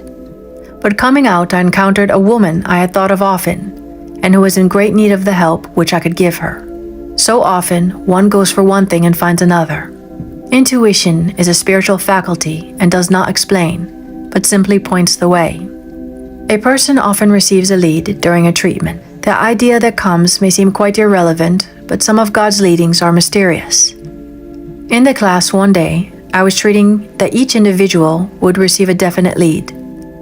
A woman came to me afterwards and said, while you were treating, I got the hunch to take my furniture out of storage and get an apartment. The woman had come to be treated for health. I told her I knew in getting a home of her own, her health would improve, and I added, I believe your trouble, which is a congestion, has come from having things stored away. Congestion of things causes congestion in the body. You have violated the law of use, and your body is paying the penalty. So I gave thanks that divine order was established in her mind, body, and affairs. People little dream of how their affairs react on the body. There is a mental correspondence for every disease. A person might receive instantaneous healing through the realization of his body being a perfect idea of divine mind. People little dream of how their affairs react on the body. There is a mental correspondence for every disease. A person might receive instantaneous healing through the realization of his body being a perfect idea and divine mind, and therefore whole and perfect. But if he continues his destructive thinking, hoarding, hating, fearing, condemning, the disease will return. Jesus Christ knew that all sickness comes from sin, but admonished the leper after the healing to go and sin no more, lest a worse thing come upon him. So man's soul, or subconscious mind, must be washed whiter than snow for permanent healing, and the metaphysician is always delving deep for the correspondence. Jesus Christ said, "Condemn not lest ye also be condemned. Judge not lest ye be judged." Many people have attracted disease and unhappiness through condemnation of others. What man condemns in others, he attracts to himself. For example, a friend came to me in anger and distress because her husband had deserted her for another woman. She condemned the other woman and said continually, she knew he was a married man and had no right to accept his attentions. I replied, "Stop condemning the woman, bless her, and be through with the situation. Otherwise, you are attracting the same thing to yourself." She was deaf to my words, and a year or two later, became deeply interested in a married man herself. Man picks up a live wire whenever he criticizes or condemns and may expect a shock. Indecision is a stumbling block and many a pathway. In order to overcome it, make this statement repeatedly. I am always under direct inspiration. I make right decisions quickly. Indecision is a stumbling block and many a pathway. In order to overcome it, make this statement repeatedly. I am always under direct inspiration. I make right decisions quickly. These words impress the subconscious, and soon one finds himself awake and alert, making his right moves without hesitation. I have found it destructive to look to the psychic plane for guidance, as it is the plane of many minds and not the one mind. As man opens his mind to subjectivity, he becomes a target for destructive forces. The psychic plane is the result of man's mortal thought, and is on the plane of opposites.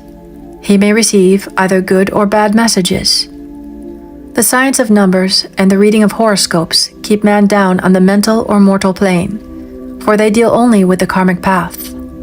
I know of a man who should have been dead years ago, according to his horoscope, but he is alive and leader of one of the biggest movements in the country for the upliftment of humanity. It takes a very strong mind to neutralize a prophecy of evil.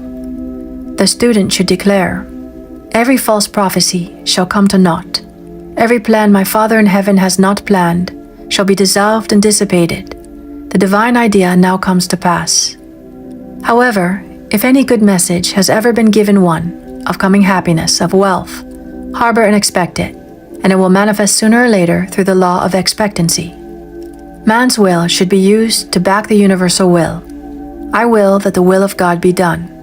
It is God's will to give every man every righteous desire of his heart, and man's will should be used to hold the perfect vision without wavering. The prodigal son said, "I will arise and go to my father." It is indeed often an effort of the will to leave the husks and swine of mortal thinking. It is so much easier for the average person to have fear than faith. So faith is an effort of the will. As man becomes spiritually awakened, he recognizes that any external inharmony is the correspondence of mental inharmony. If he stumbles or falls, he may know he is stumbling or falling in consciousness. One day a student was walking along the street, condemning someone in her thoughts. She was saying mentally, "That woman is the most disagreeable woman on earth," when suddenly 3 Boy Scouts rushed around the corner and almost knocked her over. She did not condemn the Boy Scouts, but immediately called on the law of forgiveness and saluted the divinity in the woman. Wisdom's way are ways of pleasantness, and all her paths are peace. When one has made his demands upon the universal, He must be ready for surprises. Everything may seem to be going wrong, when in reality, it is going right. For example, a woman was told that there was no loss in divine mind. Therefore, she could not lose anything which belonged to her. Anything lost would be returned, or she would receive its equivalent. Several years previously, she had lost $2,000. She had loaned the money to a relative during her lifetime, but the relative had died, leaving no mention of it in her will. The woman was resentful and angry, and as she had no written statement of the transaction, she never received the money. So she determined to deny the loss and collect the $2,000 from the Bank of the Universal. She had to begin by forgiving the woman, as resentment and unforgiveness closed the doors of this wondrous bank. She made this statement: I deny loss, there is no loss in divine mind. Therefore, I cannot lose the $2,000 which belongs to me by divine right. As one door shuts, another door opens. She was living in an apartment house which was for sale, and in the lease was a clause stating that if the house was sold, the tenant would be required to move out within 90 days. Suddenly, the landlord broke the leases and raised the rent. Again, injustice was on her pathway, but this time she was undisturbed. She blessed the landlord and said, as the rent has been raised, it means that I'll be that much richer, for God is my supply. New leases were made out for the advanced rent, but by some divine mistake, the 90-day clause had been forgotten. Soon after, the landlord had an opportunity to sell the house. On account of the mistake in the new leases, the tenants held possession for another year. The agent offered each tenant $200 if he would vacate. Several families moved, 3 remained, including the woman. A month or 2 passed, and the agent again appeared. This time he said to the woman, "Will you break the lease for the sum of $1,500? It flashed upon her, here comes the $2,000. She remembered having said to friends in the house, "We will all act together if anything more is said about leaving." So her lead was to consult her friends. These friends said, "Well, if they have offered you $1,500, they will certainly give $2,000. So she received a check for $2,000 for giving up the apartment. It was certainly a remarkable working of the law, and the apparent injustice were merely opening the way for her demonstration. It proved that there is no loss, and when man takes his spiritual stand, he collects all that is his from this great reservoir of God. I will restore to you the years the locusts have eaten. These adverse thoughts alone rob man, for no man gives to himself but himself, and no man takes away from himself but himself. Man is here to prove God and to bear the witness to the truth, and he can only prove God by bringing plenty out of lack and justice out of injustice. Prove me now herewith, said the Lord of hosts, if I will not open you the windows of heaven and pour out a blessing, that there shall not be room enough to receive it. This ends chapter 8. Chapter 9. Perfect Self-Expression, or the Divine Design. There is for each man perfect self-expression. There is a place which he is to fill and no one else can fill, something which he is to do, which no one else can do. It is his destiny. This achievement is held a perfect idea in divine mind, awaiting man's recognition. As the imaging faculty is the creative faculty, it is necessary for man to see the idea before it can manifest. So man's highest demand is for the divine design of his life.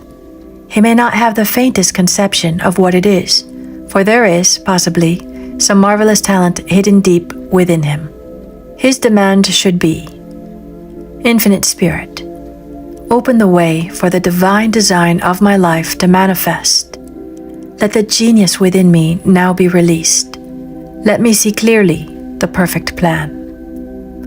The perfect plan includes health, wealth, love, and perfect self-expression. This is the square of life, which brings perfect happiness. When one has made this demand, he may find great changes taking place in his life, for nearly every man has wandered far from the divine design.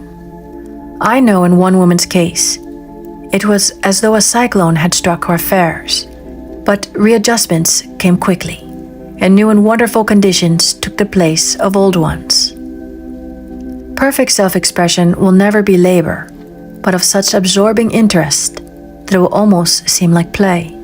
The student knows also, as man comes into the world financed by God, the supply needed for his perfect self-expression will be at hand. Many a genius has struggled for years with the problem of supply. when his spoken word and faith would have released quickly the necessary funds. For example, after the class one day, a man came to me and handed me a cent. He said, "I have just 7 cents in the world, and I'm going to give you 1, for I have faith in the power of your spoken word.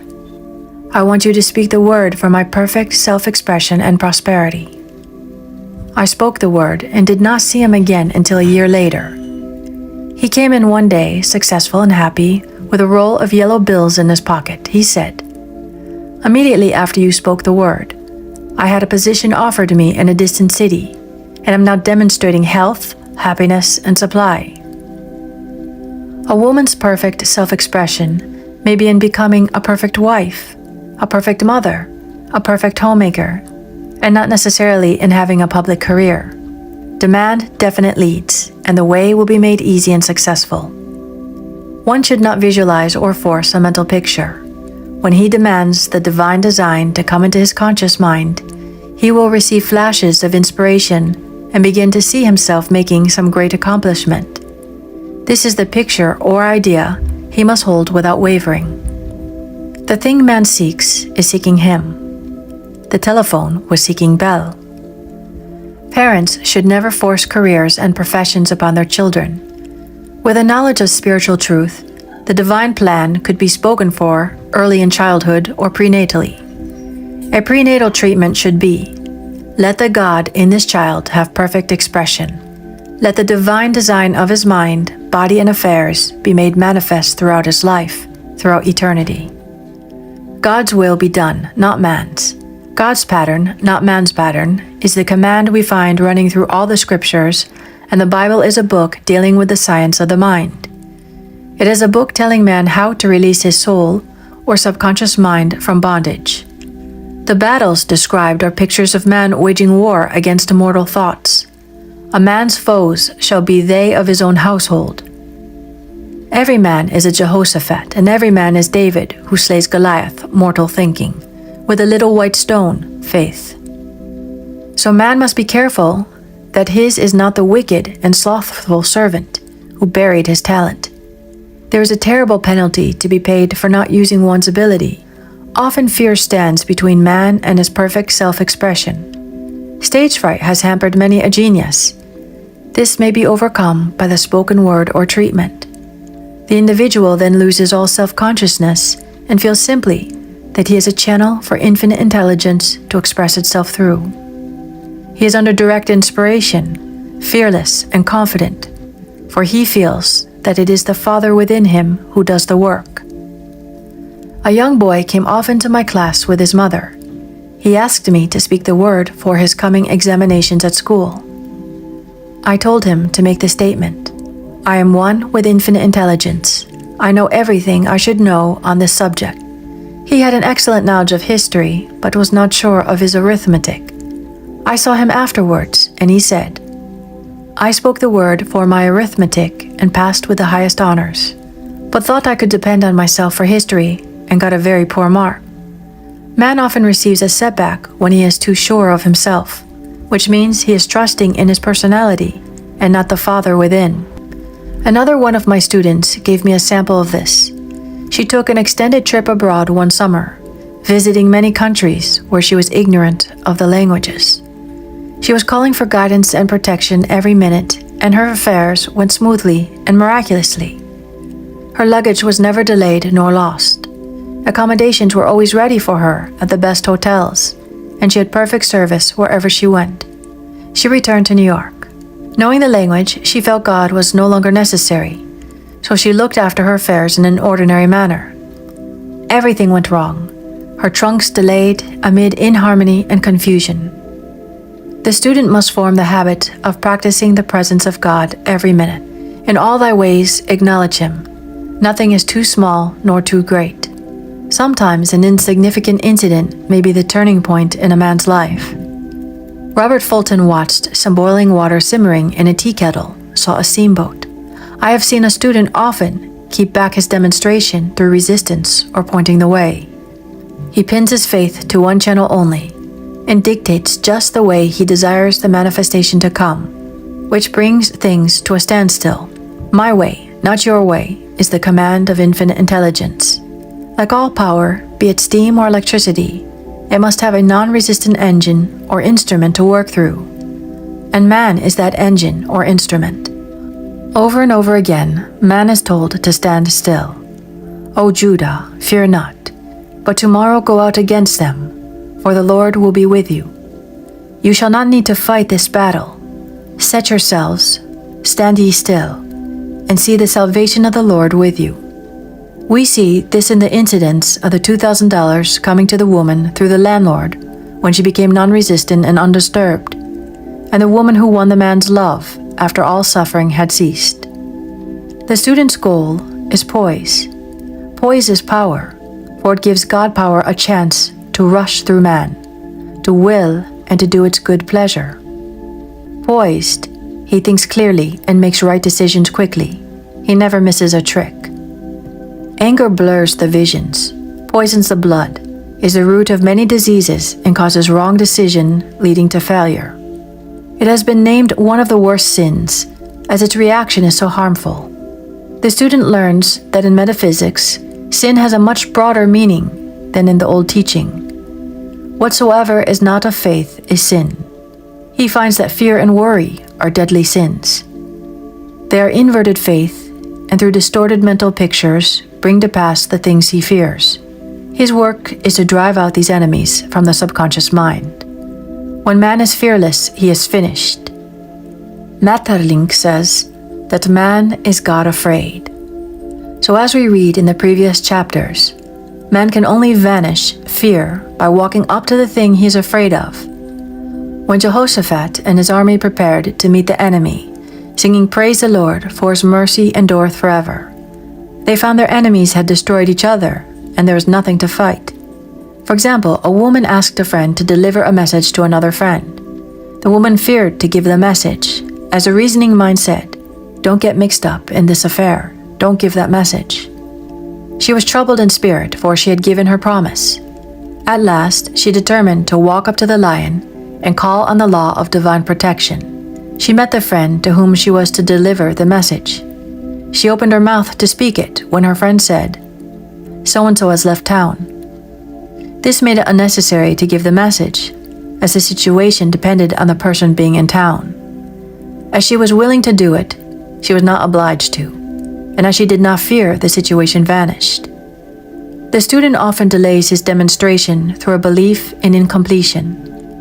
He should make this statement: in divine mind, there is only completion.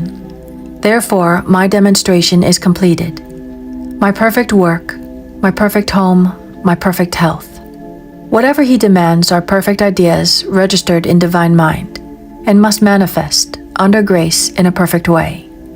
He gives thanks he has already received on the invisible, and makes active preparation for receiving on the visible. One of my students was in need of a financial demonstration. She came to me and asked why it was not completed. I replied, "Perhaps you are in the habit of leaving things unfinished, and the subconscious has gotten into the habit of not completing. As the without, so the within. I'll go home and finish something I commenced weeks ago, and I know it will be symbolic of my demonstration." She sewed assiduously, and the article was soon completed. Shortly after, the money came in a most curious manner. Her husband was paid his salary twice that month. He told the people of their mistake, and they sent word to keep it. When man asks believing, he must receive, for God creates his own channels. I have been sometimes asked, suppose one has several talents, how is he to know which one to choose? Demand to be shown definitely. Say, Infinite Spirit, give me a definite lead. Reveal to me my perfect self-expression. Show me which talent I am to make use of now. I have known people to suddenly enter a new line of work and be fully equipped with little or no training. So make the statement, I am fully equipped for the divine plan of my life, and be fearless in grasping opportunities. Some people are cheerful givers, but bad receivers. They refuse gifts through pride or some negative reason, thereby blocking their channels and invariably find themselves eventually with little or nothing. For example, a woman who had given away a great deal of money had a gift offered her of several $1,000s. She refused to take it, saying she did not need it. Shortly after that, her finances were tied up, and she found herself in debt for that amount. Man should receive gracefully the bread returning to him upon the water.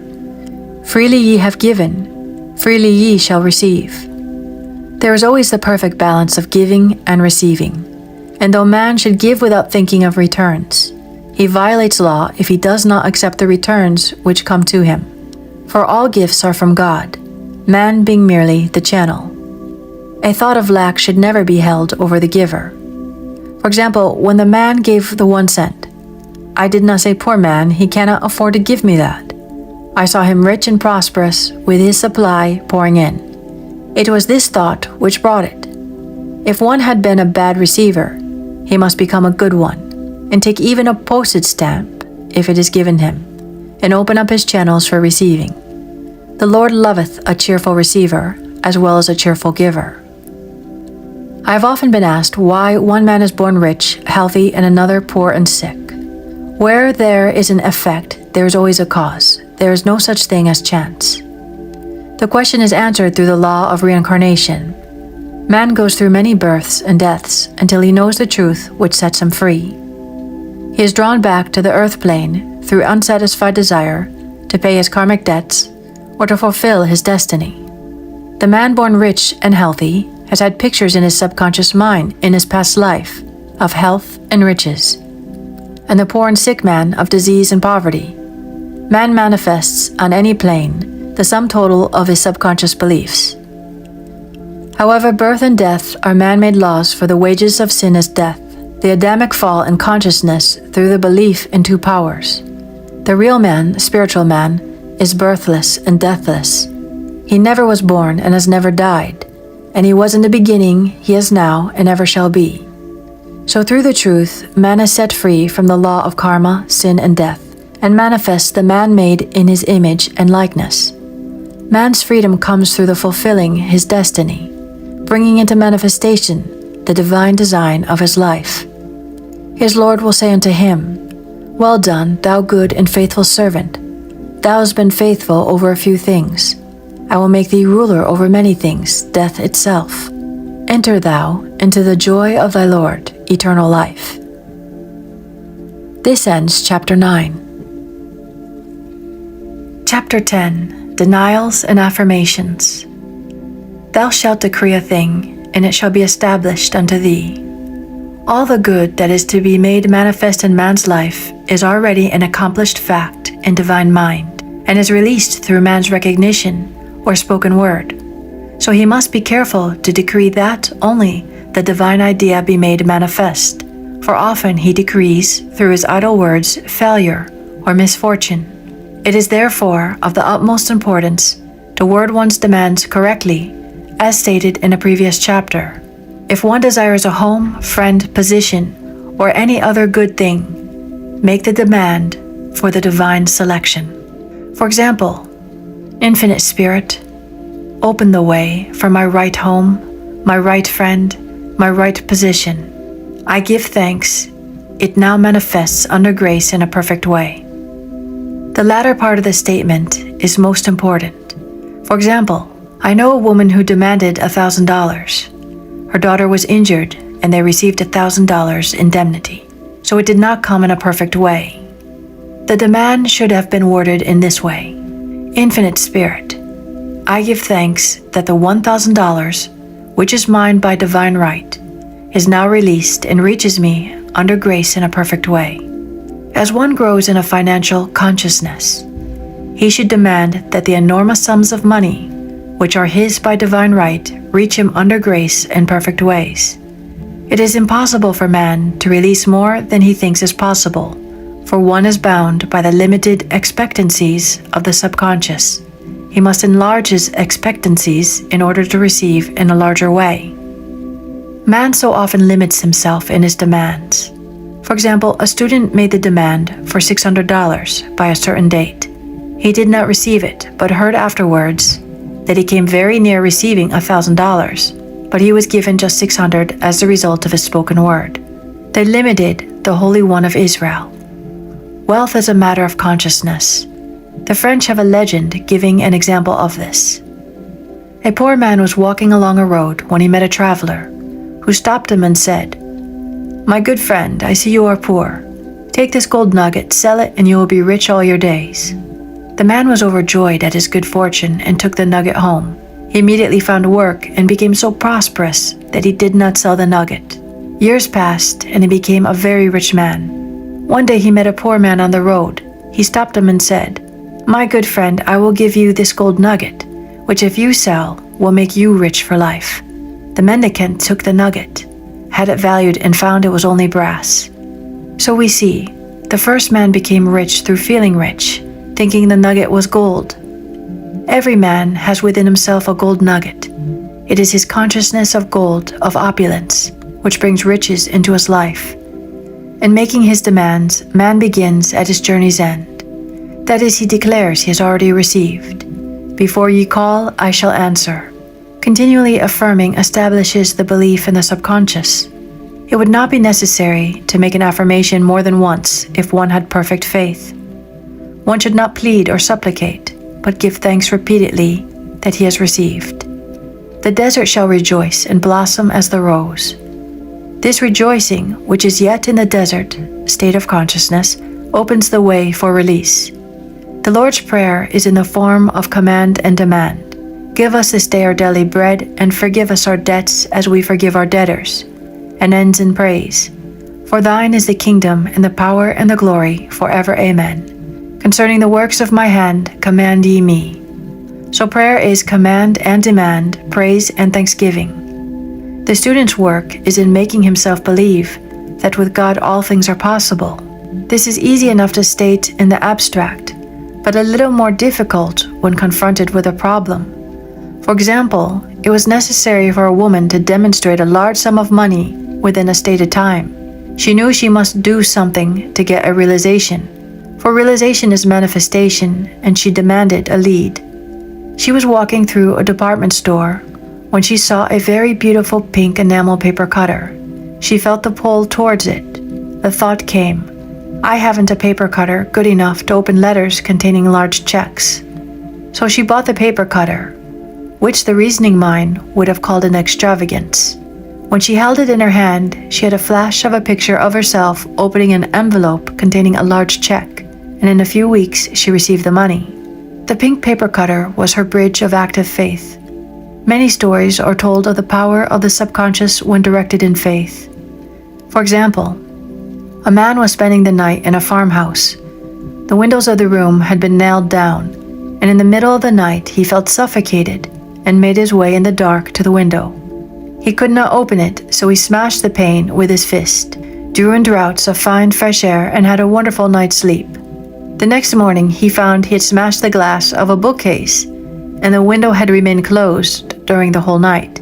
He had supplied himself with oxygen simply by his thought of oxygen. When a student starts out to demonstrate, he should never turn back. Let not that man who wavers think that he shall receive anything of the Lord.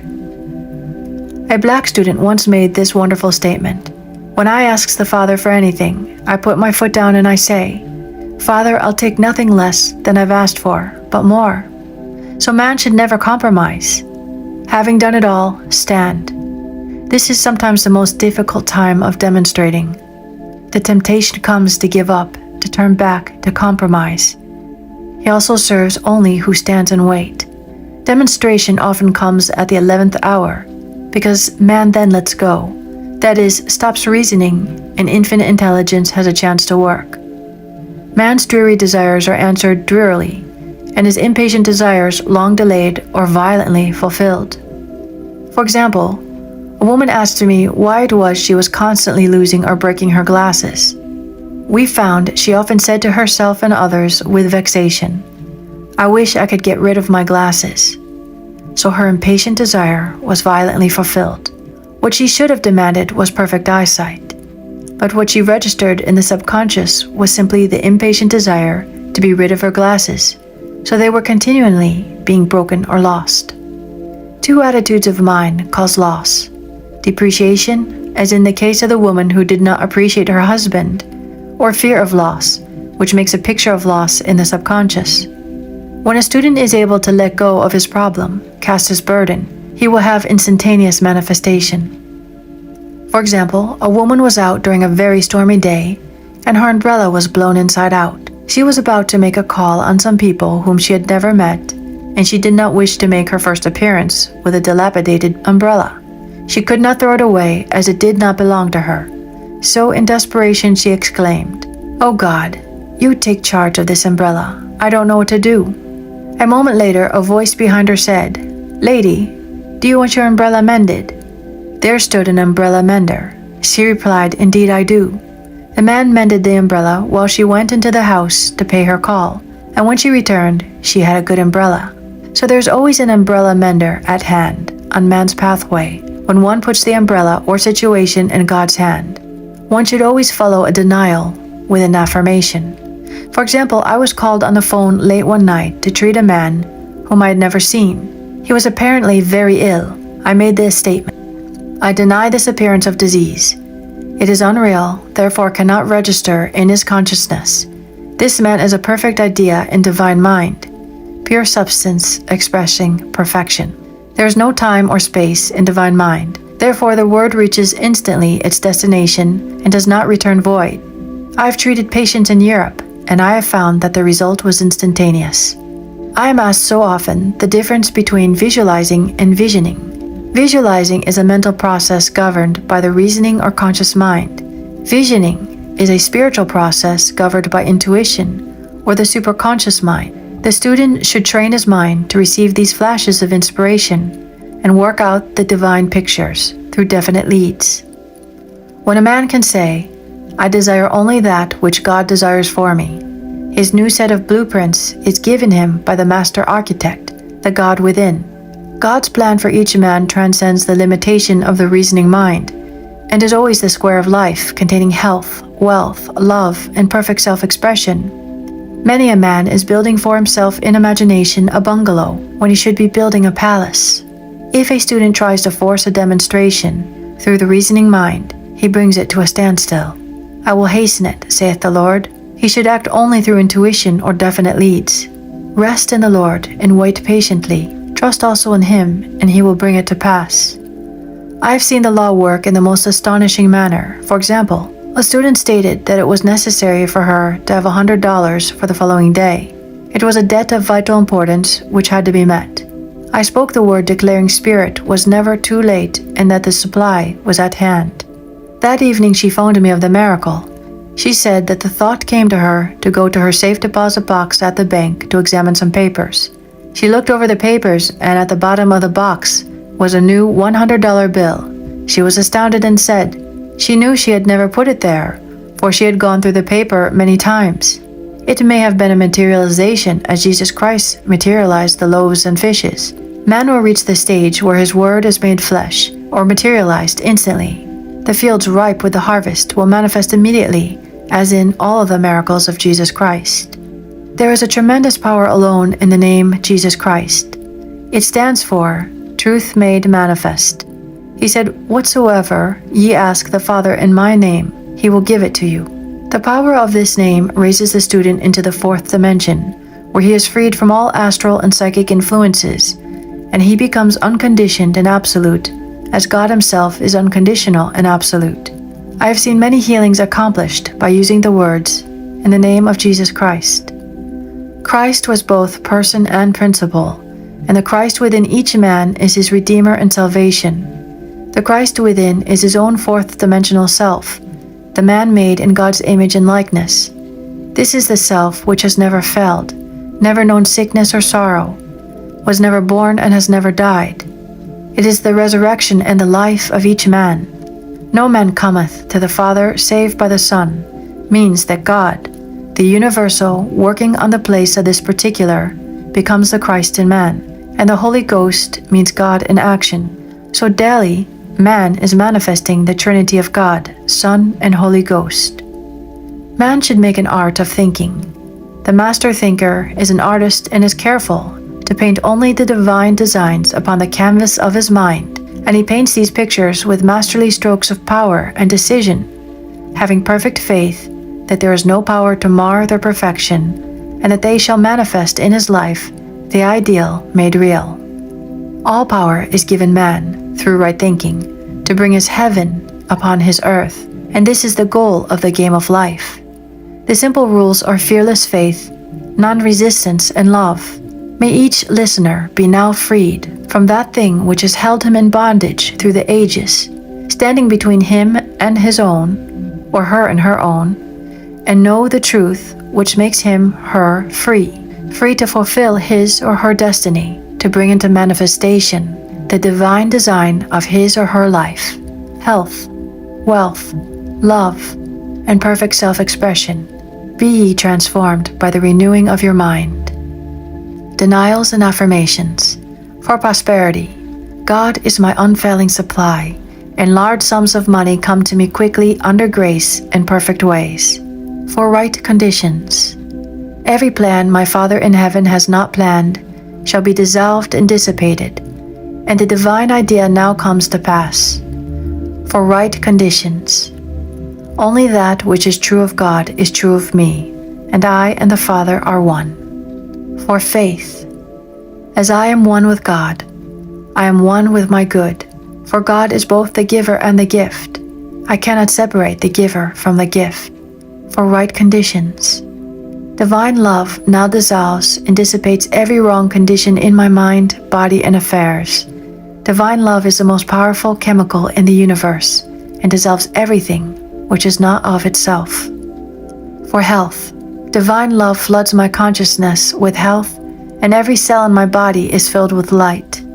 For the eyesight, my eyes are God's eyes. I see with the eyes of spirit. I see clearly the open way. There are no obstacles on my pathway. I see clearly the perfect plan. For guidance, I am divinely sensitive to my intuitive leads and give instant obedience to thy will. For the hearing, my ears are God's ears. I hear with the ears of spirit. I am non-resistant and am willing to be led. I hear glad tidings of great joy. For right work, I have a perfect work in a perfect way. I give a perfect service for perfect pay. For freedom from all bondage, I cast this burden on the Christ within, and I go free. This ends chapter 10, and it also ends Florence Scovel Shinn's The Game of Life and How to Play It.